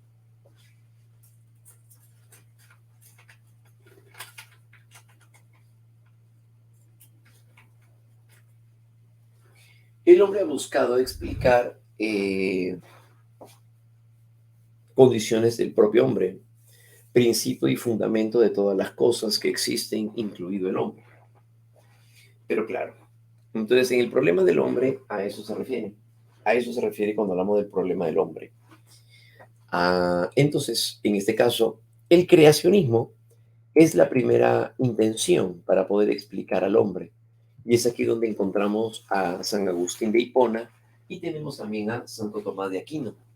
Claro, en esta concepción nos damos cuenta de lo siguiente. Considero que el hombre es un ser creado por Dios, pero a su imagen y semejanza. El hombre es un ser creado por Dios, pero a su imagen y semejanza.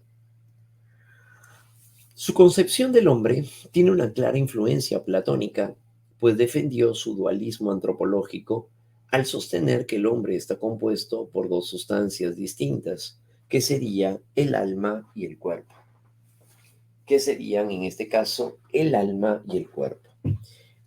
Entonces, al momento de señalar en esta concepción una influencia platónica, es porque el alma y el cuerpo estarían logrando formar parte de la naturaleza dada al hombre, pero finalmente es el alma la que va a llegar a ser el aspecto central desde el punto de vista platónico. Claro que sí. San Agustín, entonces, a partir de ello consideró de que el alma es inmortal y que también poseería tres cualidades o facultades, la memoria, la inteligencia y la voluntad, que es justamente estas las que rigen la forma correcta de actuar según los mandamientos, según las escrituras.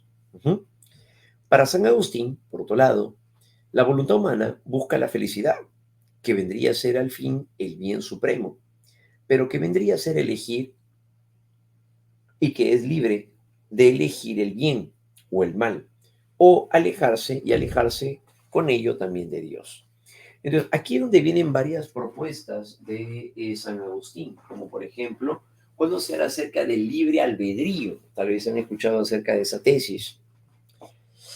San Agustín señalaba que Dios le había otorgado al hombre la facultad para poder elegir entre el bien o el mal.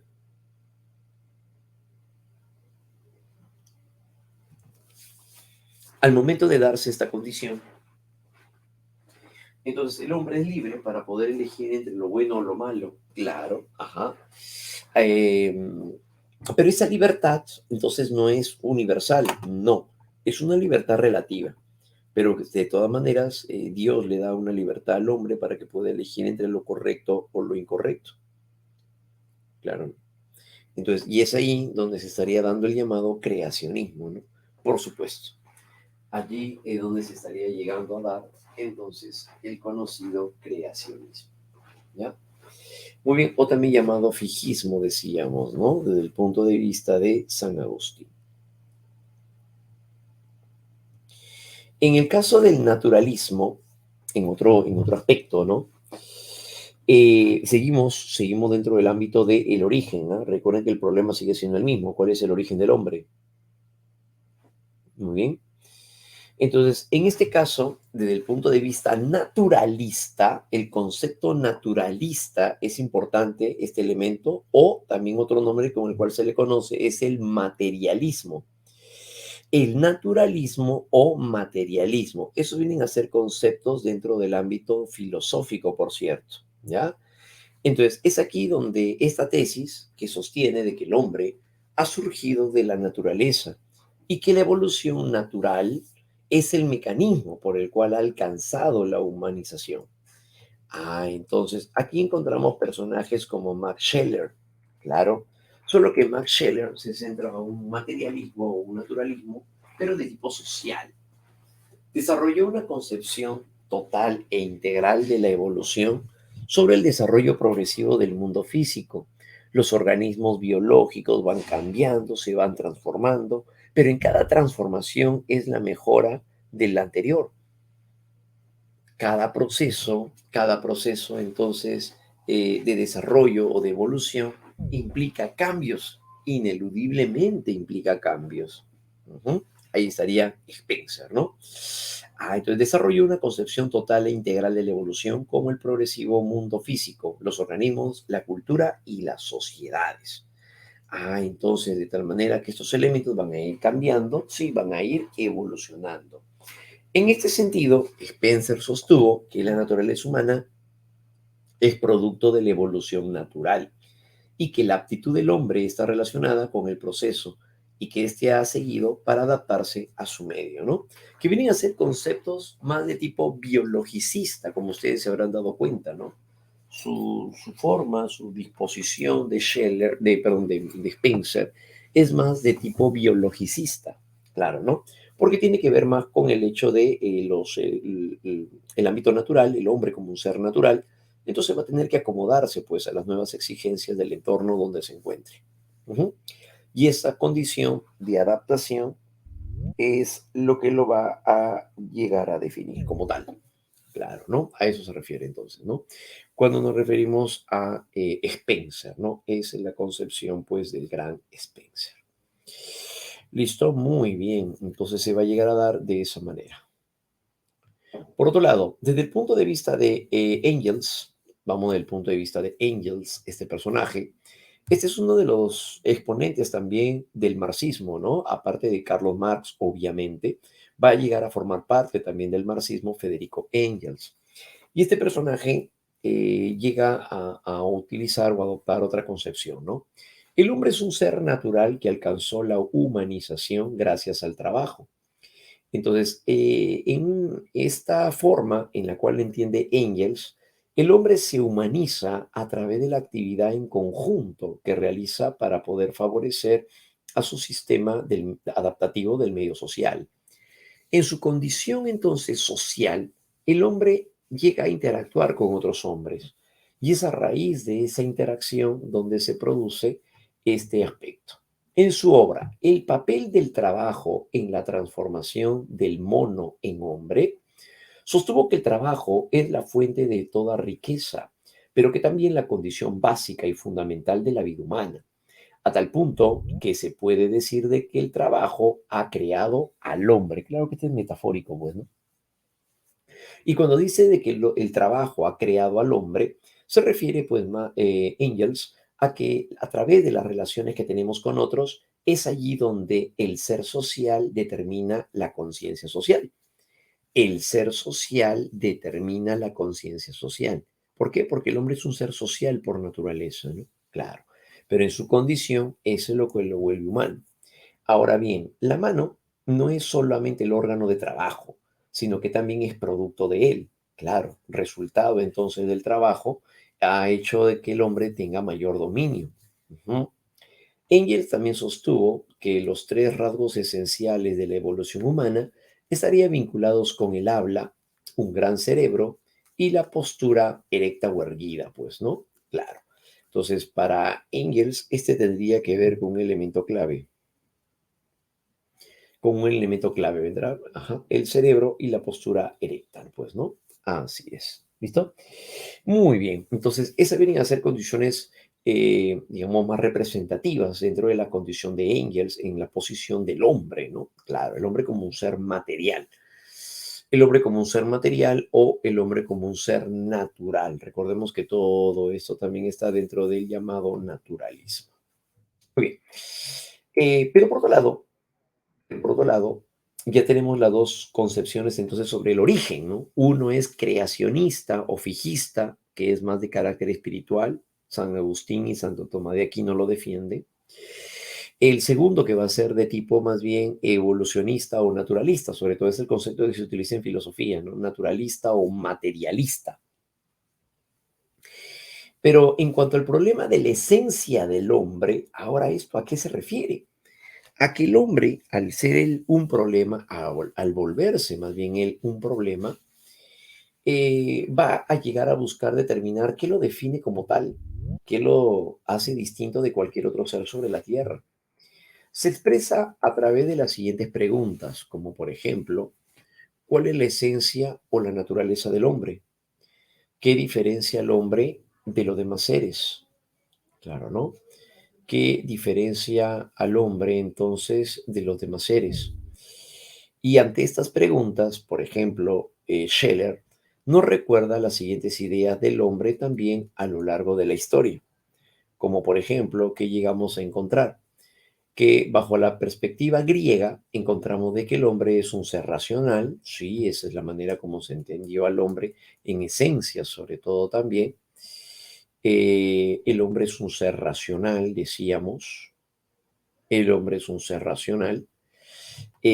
Por otro lado, a nivel judeocristiana, por ejemplo, esta es otra concepción.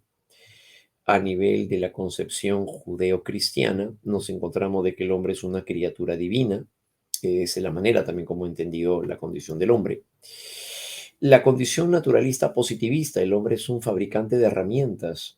Claro, porque esta es la forma como se llega a presentar la construcción de aspectos nuevos que le permiten la adaptación, obviamente, ¿no? Que le permiten entonces así la adaptación, que le permiten así la adaptación. El hombre entonces es un fabricante de herramientas, ¿no? Sí, naturalista positivista.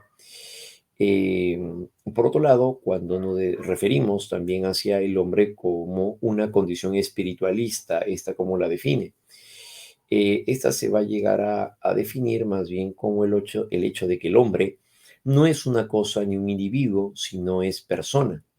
Al decir que el hombre no es una cosa, significa que no es que esté afianzando, rechaza la condición materialista, pero tampoco no es un individuo, o sea, no es netamente, eh, no es cosa en individuo, un ser terminado, sino que viene a ser, el hombre es un ser, es persona, es el único ser que puede decirle no a los instintos, ¿no? Claro.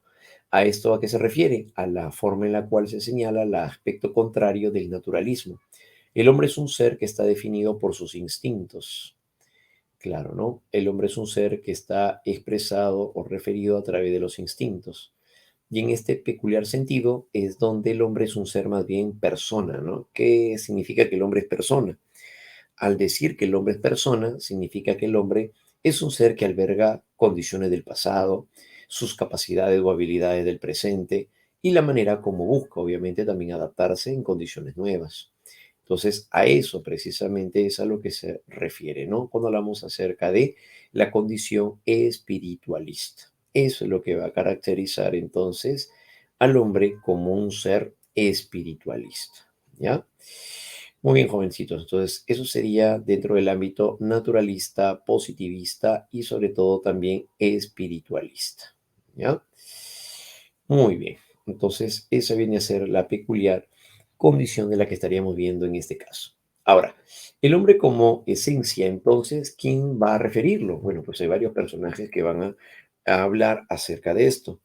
Y en este caso, ¿a quién nos referimos? Bueno, pues tenemos en primer lugar ahora al hombre como un ser racional.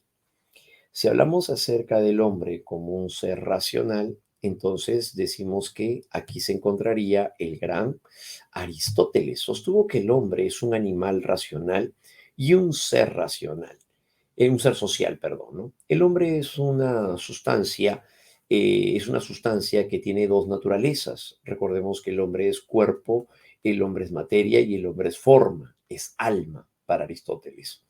Así entonces, estas dos formas no se pueden separar. Por eso es que el decir que el hombre también es un ser racional está vinculado a la condición propia de la naturaleza del hombre, ¿no? El hombre o el alma humana tiene un aspecto racional que nos diferencia de los demás animales. Algo que nos diferencia de los demás animales va a llegar a ser su condición racional. Ujú. Utiliza el intelecto, emplea argumentos o razonamientos, por ejemplo, ¿no? Emplea de esa manera razonamientos, emplea inferencias. Ajá, claro, ¿no? Entonces es ahí donde lo estaríamos también señalando, pues, ¿no? El hombre es un ser racional. Ujú. Muy bien, de esa manera, ¿no? Entonces el hombre es un ser racional. El hombre es un ser que está ligado hacia una estructura intelectual. El hombre es un ser consciente. Esto lo señalará Max Scheler. Cuando Scheler afirma de que el hombre es un ser consciente, significa que el hombre desarrolla una característica que no es observable ni medible.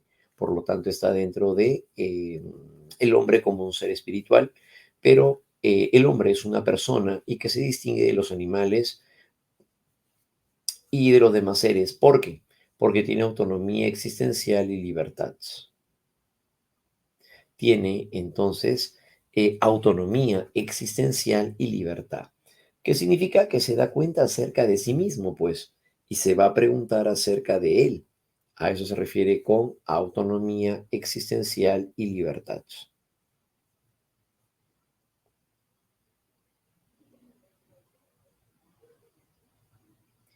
Puede objetivar o representar también el mundo. Claro, el hombre como un ser consciente significa que puede volver cualquier cosa que está a su alrededor objeto de reflexión. A eso se refieren. Representar al mundo. Y tiene también autoconciencia, significa que se da cuenta acerca de lo que ha venido realizando, ¿no? Claro, ¿no? Y tiene, por otro lado, entonces también autoconciencia. ¿Ya? Significa que también no solamente da cuenta acerca de las cosas que están a su alrededor, sino que el hombre también daría cuenta acerca de sí mismo. A eso se refiere, ¿no? Muy bien. Entonces, esa va a llegar a ser esta peculiar forma, ¿no? De expresión. Claro, por supuesto, muchachos. Y la manera como se estaría llegando a mostrar en este caso, ¿no? Claro, muy bien. Entonces sería el hombre como un ser consciente. ¿Por qué? Porque va a llegar a dar cuenta, dijimos, acerca de la realidad, ¿no? Porque va a llegar a dar cuenta, entonces, acerca de la realidad. El hombre como un ser consciente. Por otro lado, decimos, el hombre como un ser histórico. Ah, ese es otro detalle, ¿no? Vamos a verlo por acá. El hombre como un ser histórico. Cuando afirmamos acerca del hombre como un ser histórico, tenemos la referencia de un personaje que va a llegar a ser Dilthey, aunque también aparecen Ortega y Gasset. Claro, ¿no? Dilthey dice, lo que el hombre es, lo experimenta solo a través de su historia. Entonces, para el historicismo, todo lo relacionado con la vida humana, desde la ideología hasta las instituciones políticas o la ciencia, debe de entenderse a partir de la historia. La historia significa lo que ha determinado en el hombre su pasado, qué es lo que él ha sido. Por lo tanto, lo que define al hombre como es, viene a ser su legado, qué es lo que ha venido dejando durante todo este tiempo. Claro, esa es la parte de el hombre como un ser histórico. Entonces, el hombre como un ser histórico significa llegar a señalar cuál vendría a llegar a ser, qué aspectos del pasado son aquellos que han ido enmarcando, influenciando o impactando para el desarrollo de su conducta futura. Ujú, de eso se trata, ¿no? ¿Sí? Entonces, eso sería el hombre como un ser histórico, el hombre como un ser histórico. Muy bien, entonces se daría a partir de ello, ¿no?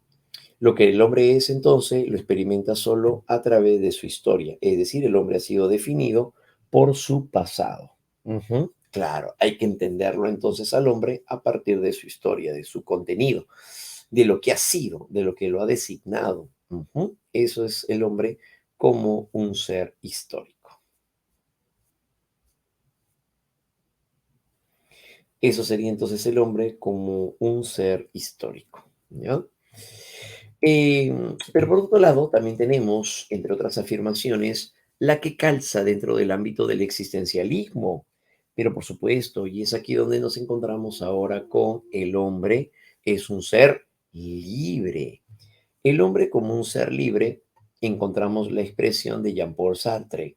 Afirmó que el hombre es un ser condenado a ser libre y significa que la libertad es inherente a la condición humana y que por ello el hombre es absoluto, es responsable del uso que haga de ella. Ajá. La expresión de Sartre es que el hombre es un ser condenado a ser libre. ¿Por qué? Porque parte de su esencia, porque parte de la parte del hombre, la esencia del hombre es su libertad.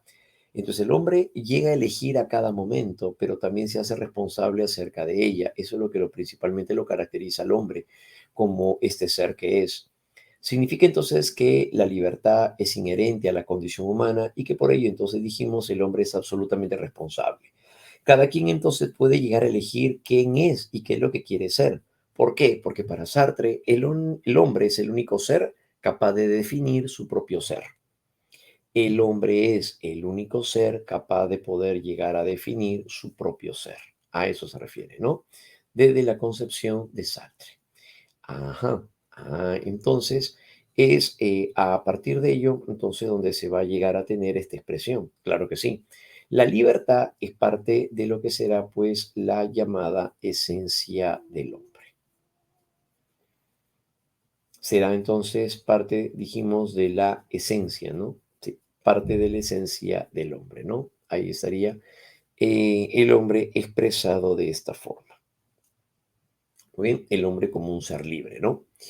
El hombre como un ser social, aquí es donde aparece otra de las concepciones que ya habíamos comentado, pero que acá lo vamos a ir representando de una manera mucho más amplia con respecto a Carlos Marx. Claro, ¿no?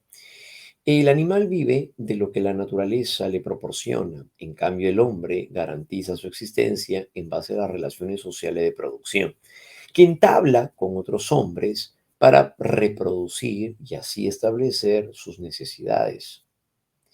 Por lo tanto, las relaciones sociales de producción determinan la naturaleza del hombre, pues lo distingue del animal. Entonces, el hombre es lo que ha ido construyendo él mismo de sus relaciones interpersonales, de sus relaciones sociales. El hombre es un ser social y no puede dejar de serlo, claro, ¿no? Pero es a partir de esas relaciones que tiene donde lo define como tal. Por supuesto, entonces ahí aparece la expresión de Carlos Marx en relación a ello. Bien, así es. Entonces es un ser que vive en la naturaleza y proporciona el cambio del hombre en sí, ¿no? Garantiza también su existencia en base a las relaciones sociales de producción. Ese es el hombre como un ser social. Eso es el hombre como un ser social. ¿Ya? Muy bien. Así es, contar relaciones económicas de producción, claro, así es, ¿no? Bueno, la forma como lo entendía, el punto de vista de Marx, ¿no? Recordemos que además le da un fuerte valor a las relaciones de producción, claro, a la fuerza de trabajo, ¿no? Y todo ese tipo de concepto que no sé, es muy, muy conocido también en este medio, en este ámbito. Muy bien. El hombre como un ser simbólico, vamos a ver a continuación de qué se trata ahora. Si hablamos acerca del hombre como un ser simbólico, otro detalle que estamos viendo a continuación, si hablamos del hombre como un ser simbólico, entonces, ¿a qué se refiere? Aquí tenemos la afirmación de Ernest Cassirer. Claro, aquí tenemos más bien a la concepción de Ernest Cassirer. Cuando se afirma respecto a Cassirer, el hombre es un ser simbólico, ¿ahora a qué se refiere? Al decir que el hombre es un ser simbólico, se refiere a que el hombre llega a utilizar, emplear y comprender representaciones, ¿sí? De eso se trata. Sostuvo que el hombre posee un sistema de símbolos que no tienen los animales. Los animales no crean símbolos, no se representan mediante símbolos, tampoco los animales.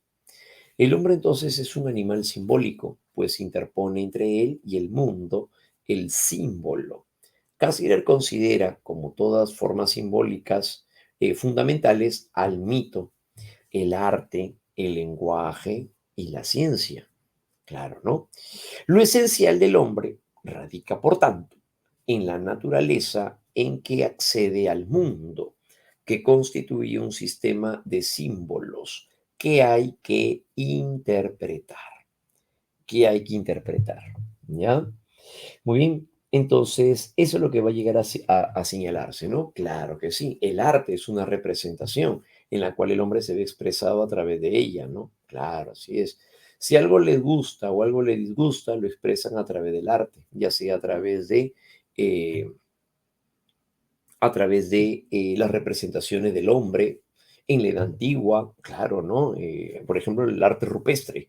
Eso es una clara muestra del hombre como un ser simbólico que al momento de realizar este tipo de dibujos como los monigotes, nos pone en evidencia de que existirían otras formas en la cual el individuo se expresa. Claro, a través del arte, a través del simbolismo, a través de la filosofía misma, eso también es parte de los símbolos. Y que pues va a llegar a ser, ¿no? De esta manera una forma en la cual uno sale de ese estado.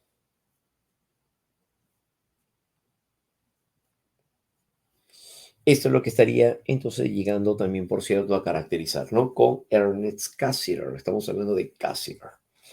Entonces, para Cassirer, el valor entonces más significativo va a llegar a darse en ese caso, ¿no? Donde compartimos con otras personas y sobre todo, pues, la parte en la cual se pueda llegar a visorar las representaciones del hombre, la filosofía, a través del arte, el lenguaje, la ciencia, son maneras en donde el hombre construye símbolos. Los símbolos que son representaciones. Eso es lo que va a definirlo, ¿no? El hombre va a llegar a ser más bien, el hombre va a ser como un ser libre, un ser social y un ser simbólico, ¿no? Representaciones en cada una de ellas. Muy bien, excelente. Entonces ahí tenemos a Cassirer como el hombre que llega a utilizar símbolos. El hombre como para poder llegar a partir de esto, llegar a construir, dijimos, símbolos. Muy bien, y esa es la concepción entonces de Ernest Cassirer, ¿verdad? Listo, muy bien chicos, excelente. Entonces esa va a llegar a ser una clara muestra de lo que estaríamos expresando en este caso, ¿no? Del hombre como un ser simbólico, ¿ya? Listo, muy bien, jovencitos, excelente, ¿no? Entonces, como parte de esta peculiar referencia, ¿no? Bien, vámonos ahora a poder llegar a desarrollar, a poder ver juntos ahora la parte de nuestro material, ¿ya, muchachos? Que es justamente lo que ustedes también han ido avanzando. A ver, un momentito para poder compartir pantalla, ¿ya, chicos?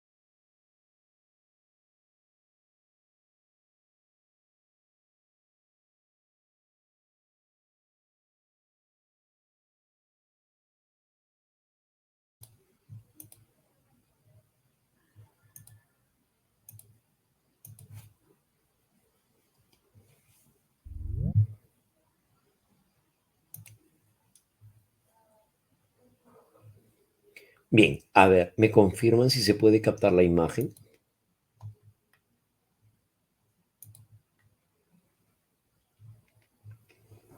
Muy bien, sí se puede, ¿no? Ah, ya, listo, excelente, muchachos.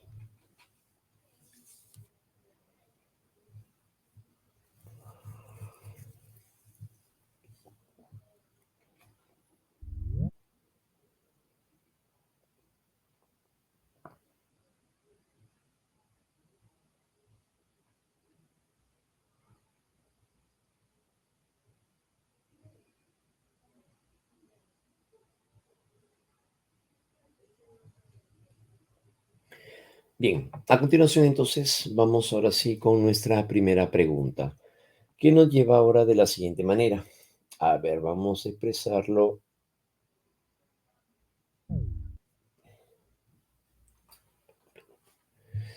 Cuando Roberto analiza la película El último samurái para un trabajo en la universidad en el curso de Realidad Nacional, deberá luego elaborar un ensayo explicativo sobre de qué forma influencian los principios éticos en la construcción de una identidad nacional.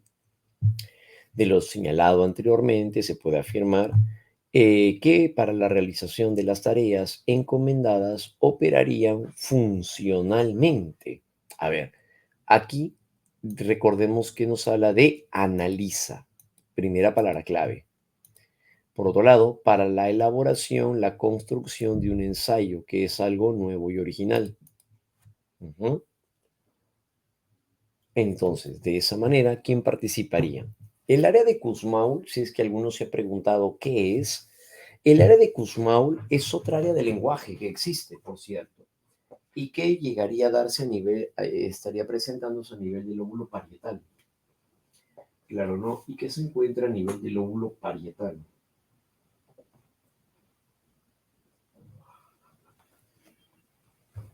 ¿Y qué se encuentra a nivel del lóbulo parietal, no? Estamos hablando del área de Kussmaul. Y esta se encarga o tiene como función la comprensión de las palabras. A diferencia del área de Deyerin, que tiene que ver con dentro de una oración, oraciones realiza.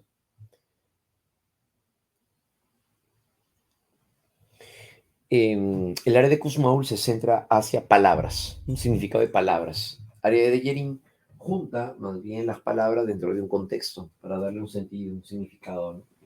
Claro. Pero en este caso hablar acerca de eh, a las bases biológicas, decíamos. En cuanto a las bases biológicas, el área de Guerin integra el área de Kussmaul, palabras por separado.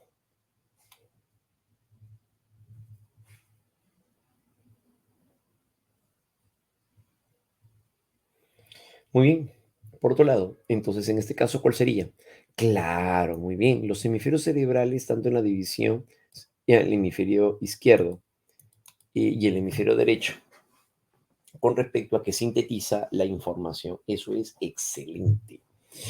Muy bien, muchachos, porque estamos hablando de analizar, descomponer el todo en partes, hemisferio izquierdo.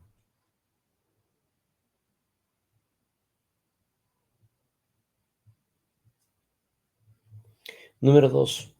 En su preparación en la Escuela de Oficiales de la Policía, Guillermo debe lanzarse de una torre de 20 metros en paracaídas, por lo que en él se activa la o él debe ser ahí, ¿no?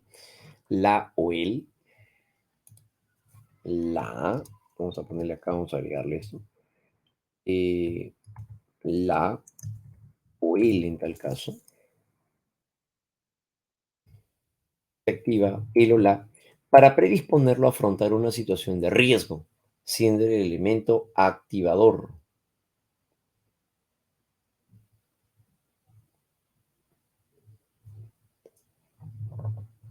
Y entonces, en este caso, ¿cuál sería? Claro, si va a llegar a activar al sujeto para que pueda lanzarse de cierta altura, tronco encefálico.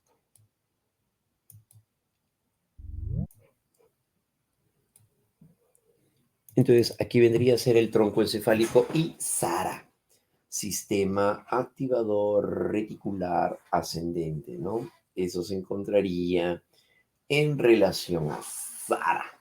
¿Ya, muchachos? Sara, muy bien, efectivamente. 3.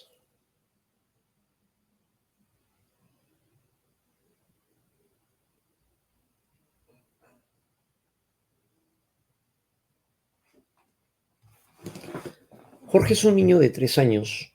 Los doctores le han dicho a su mamá que sufre de sordera cortical producto de una malformación en el lóbulo temporal. Sin embargo, el doctor le recalca a la madre de que no se preocupe tanto porque el cerebro de los niños posee la capacidad de regenerarse anatómica y funcionalmente.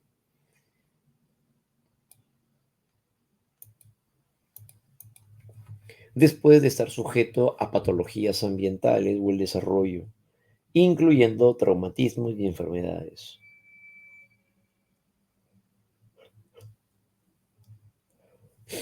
De lo señalado anteriormente, se puede afirmar que el doctor de Jorge se está refiriendo entonces a, claro, muy bien, existe la capacidad para poder regenerarse o reestructurarse las redes neuronales, lo cual eso estaría haciendo alusión, referencia hacia alternativa letra D de dado. Muy bien, la capacidad neurológica de la plasticidad cerebral.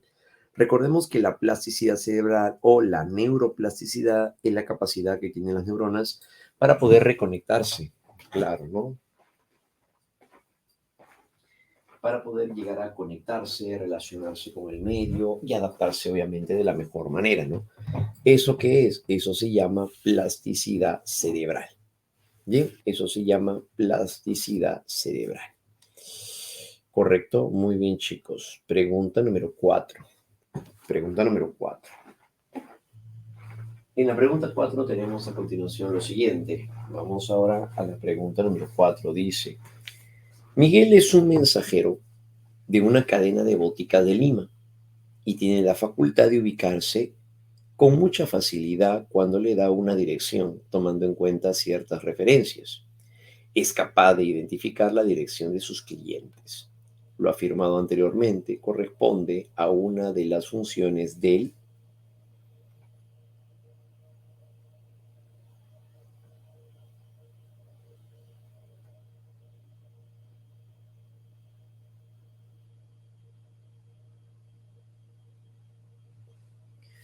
Muy bien. Entonces, aquí, ¿cuál sería la palabra clave? Tiene la facultad de ubicarse con mucha facilidad cuando le dan una dirección. Esta es la frase clave. Tomando en cuenta ciertas referencias, es capaz de identificar la dirección de sus clientes. Claro que sí.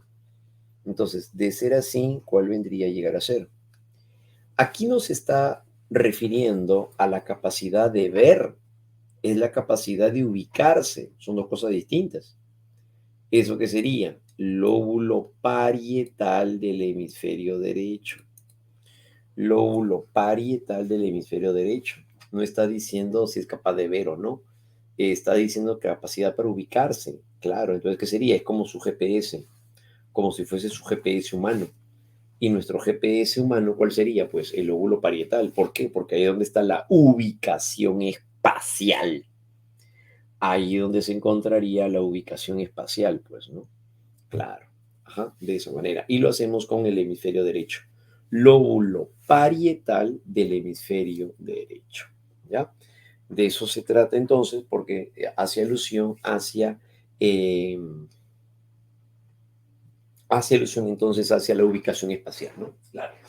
Como si fuera nuestro GPS, decía, uno nuestro GPS humano. Bien. 5. Lucía es una niña que gusta siempre de cuentos antes de dormir. En esa ocasión, su mamá le leerá el cuento Los sueños de los osos, para que la niña pueda comprender la trama en un nivel simple y los personajes con sus cualidades. Es porque se da la participación de...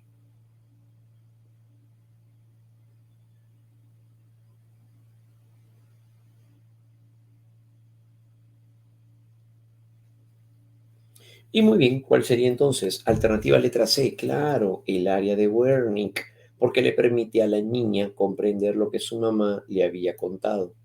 Muy bien, muchachos. Eso se daría allí, por el área de Wernicke. Estaría vinculado entonces con respecto hacia el área de Wernicke, ¿ya? El área de Wernicke porque le permite a la niña comprender lo que su madre le había contado. ¿Listo? Excelente, muchachos. Sí, de eso se trata, ¿no? 5, alternativa, letra C de caso. 5, alternativa, letra C de casita. 6. La señora Amanda está muy preocupada porque su hija está con fiebre desde hace 2 horas, pero a pesar de haberle dado un medicamento para bajarle la fiebre, la señora Amanda se mantiene despierta durante la madrugada para cuidar a su hija, no conciliando así ella el sueño. De lo afirmado se puede señalar neurofisiológicamente que la señora Amanda se mantiene despierta por...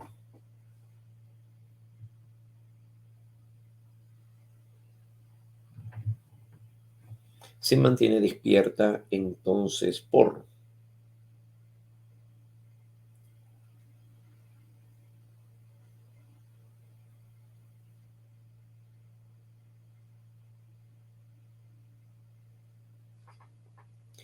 Entonces, si se mantiene despierta, eso se estaría dando por...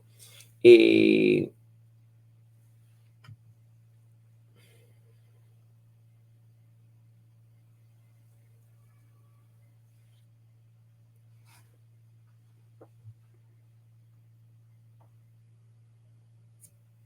muy bien.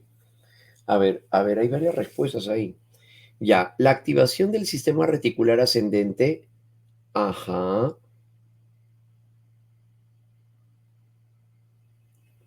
aumentando así el tono cortical. Claro, ¿por qué? Porque esto es Sara, pues. Eso sería Sara. Y activa el tono cortical. El aumento de la noradrenalina para inhibir el sueño, no, pues la noradrenalina no inhibe el sueño. La noradrenalina activa al individuo para mantenerse despierto en sí. Claro, ajá, de esa manera. Entonces, eso no puede ser, pues, ¿no?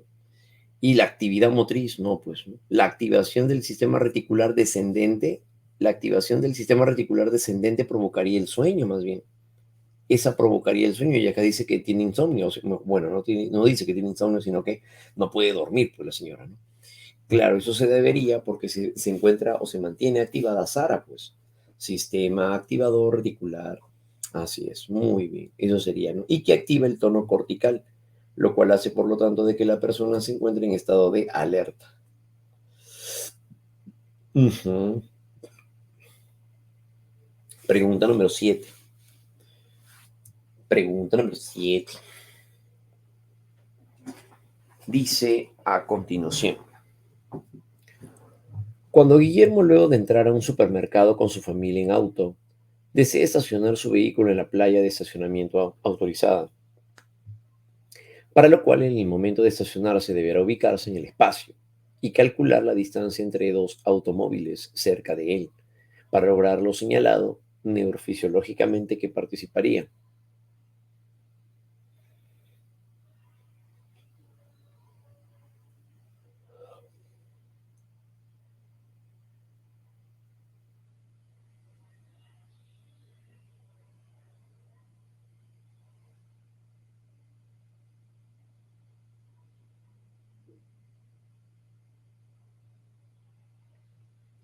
Muy bien, para ello entonces, ¿qué tenemos?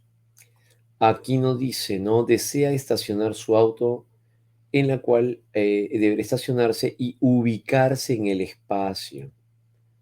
Ubicarse en el espacio y calcular la distancia. Ah, ya, acá está siendo bastante claro. Sí. ¿Y eso con qué lo va a hacer? Lo va a hacer con el hemisferio derecho, lóbulo parietal. Claro, ¿no? Sería hemisferio derecho, lóbulo parietal, por el pensamiento espacial.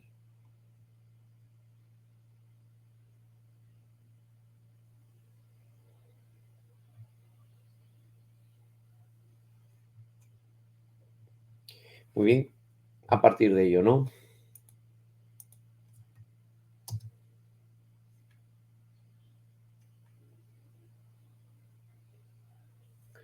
El caso de Phineas Cage. Un trabajador de ferrocarril que sufrió un accidente, lesión a nivel del lóbulo frontal, estaría evidenciando una alteración en las funciones.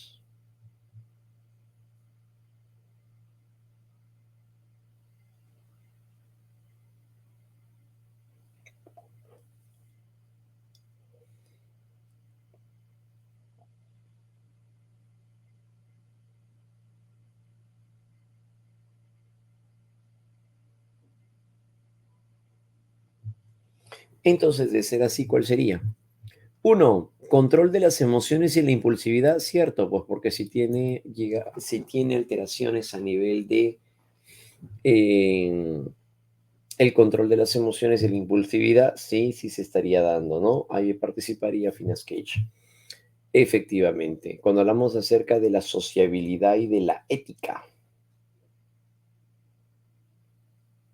también es parte de esta estructura.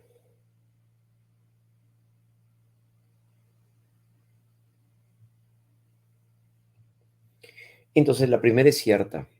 La segunda tiene que ver con la sociabilidad. Sí, la corteza frontal o el lóbulo frontal tiene que ver también con la sociabilidad y la ética, porque estaría rigiendo la forma del correcto actuar. Claro, muy bien. La coordinación motriz y la orientación espacial, no. La coordinación motriz tiene que ver con el cerebelo y la orientación espacial, eso se daría con otro elemento, ¿no? Por lo tanto, esta no pertenece. La orientación espacial sería con el lóbulo parietal, ¿no? Por lo tanto, sería solamente uno y 2.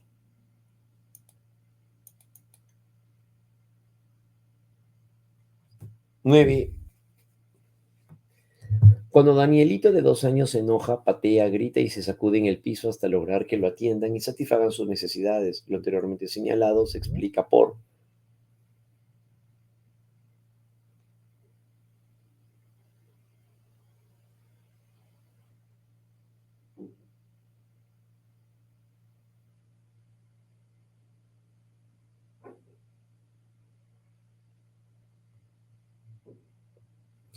En la número 9, entonces, ¿qué tenemos? Ajá. Si el pequeño se enoja, grita, patea, se sacude en el piso, es porque está gobernado por la parte más primitiva de su sistema nervioso. Y por ende, ¿eso qué sería? Sería la amígdala cerebral. Claro, así es, muy bien. Pero en la letra C dice amígdala cerebral y médula. La médula no tiene que ver ahí, nada que ver ahí. La primera parte sí tiene que ver, pero la segunda no. Ah, entonces la médula espinal no tiene nada que ver ahí. ¿Cuál sería? La amígdala cerebral, porque está dentro del sistema límbico. Ah, alternativa sería letra D de dado. Ajá, de esa manera.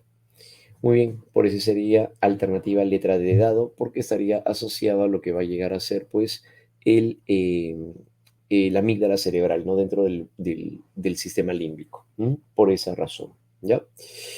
Miguel, quien practica deporte de aventura, opera a nivel nervioso en función al momento de enfrentar una situación de amenaza o de peligro. Acá ya nos están diciendo, enfrenta una situación de amenaza o de peligro. Ajá. Como cuando salta de un puente o de un avión en paracaídas. Entonces, acá lo que nos está diciendo es que la persona llega a presentar una reacción inmediata, ¿no? Claro, y que se va a llegar a ejercer justamente enfrente a una situación de amenaza o de peligro. Ujú. Entonces, de esta manera sería la corteza prefrontal, no, porque esa es la que planifica. Lóbulo parietal, la adrenalina, el tronco encefálico o el sistema límbico. ¿Cuál sería? En este caso, si hablamos acerca de la adrenalina segregada por la glándula suprarrenal, esto no puede ser. ¿Por qué? Porque están preguntando por la condición nerviosa. Ah, ¿eso qué sería? SARA, sistema activador reticular ascendente. No están preguntando por el nivel hormonal. Si hubieran preguntado qué opera a nivel hormonal, ahí sí sería la adrenalina, pero la pregunta es por el sistema nervioso. Entonces están preguntando por SARA, que es lo que hace que la persona entre en un estado de alerta. A eso se va a referir, ¿ya? Muy bien, chicos, excelente. Bien, hasta ahí vamos a llegar entonces, jovencitos. El día de hoy ha sido todo un gusto haber compartido con ustedes y ya nos estamos viendo para nuestra próxima sesión. Que sigan teniendo una muy bonita semana también todos y que les vaya súper bien. Listo, que les vaya muy bien a todos. Gracias, gracias a todos por su participación. Repasen de todas maneras este contenido que es bastante frecuente en pregunta de examen de admisión. ¿Ya? Listo, muy chicos, nos vemos entonces. Cuídense mucho. Un abrazo para todos. Chau, chau, chau, chau.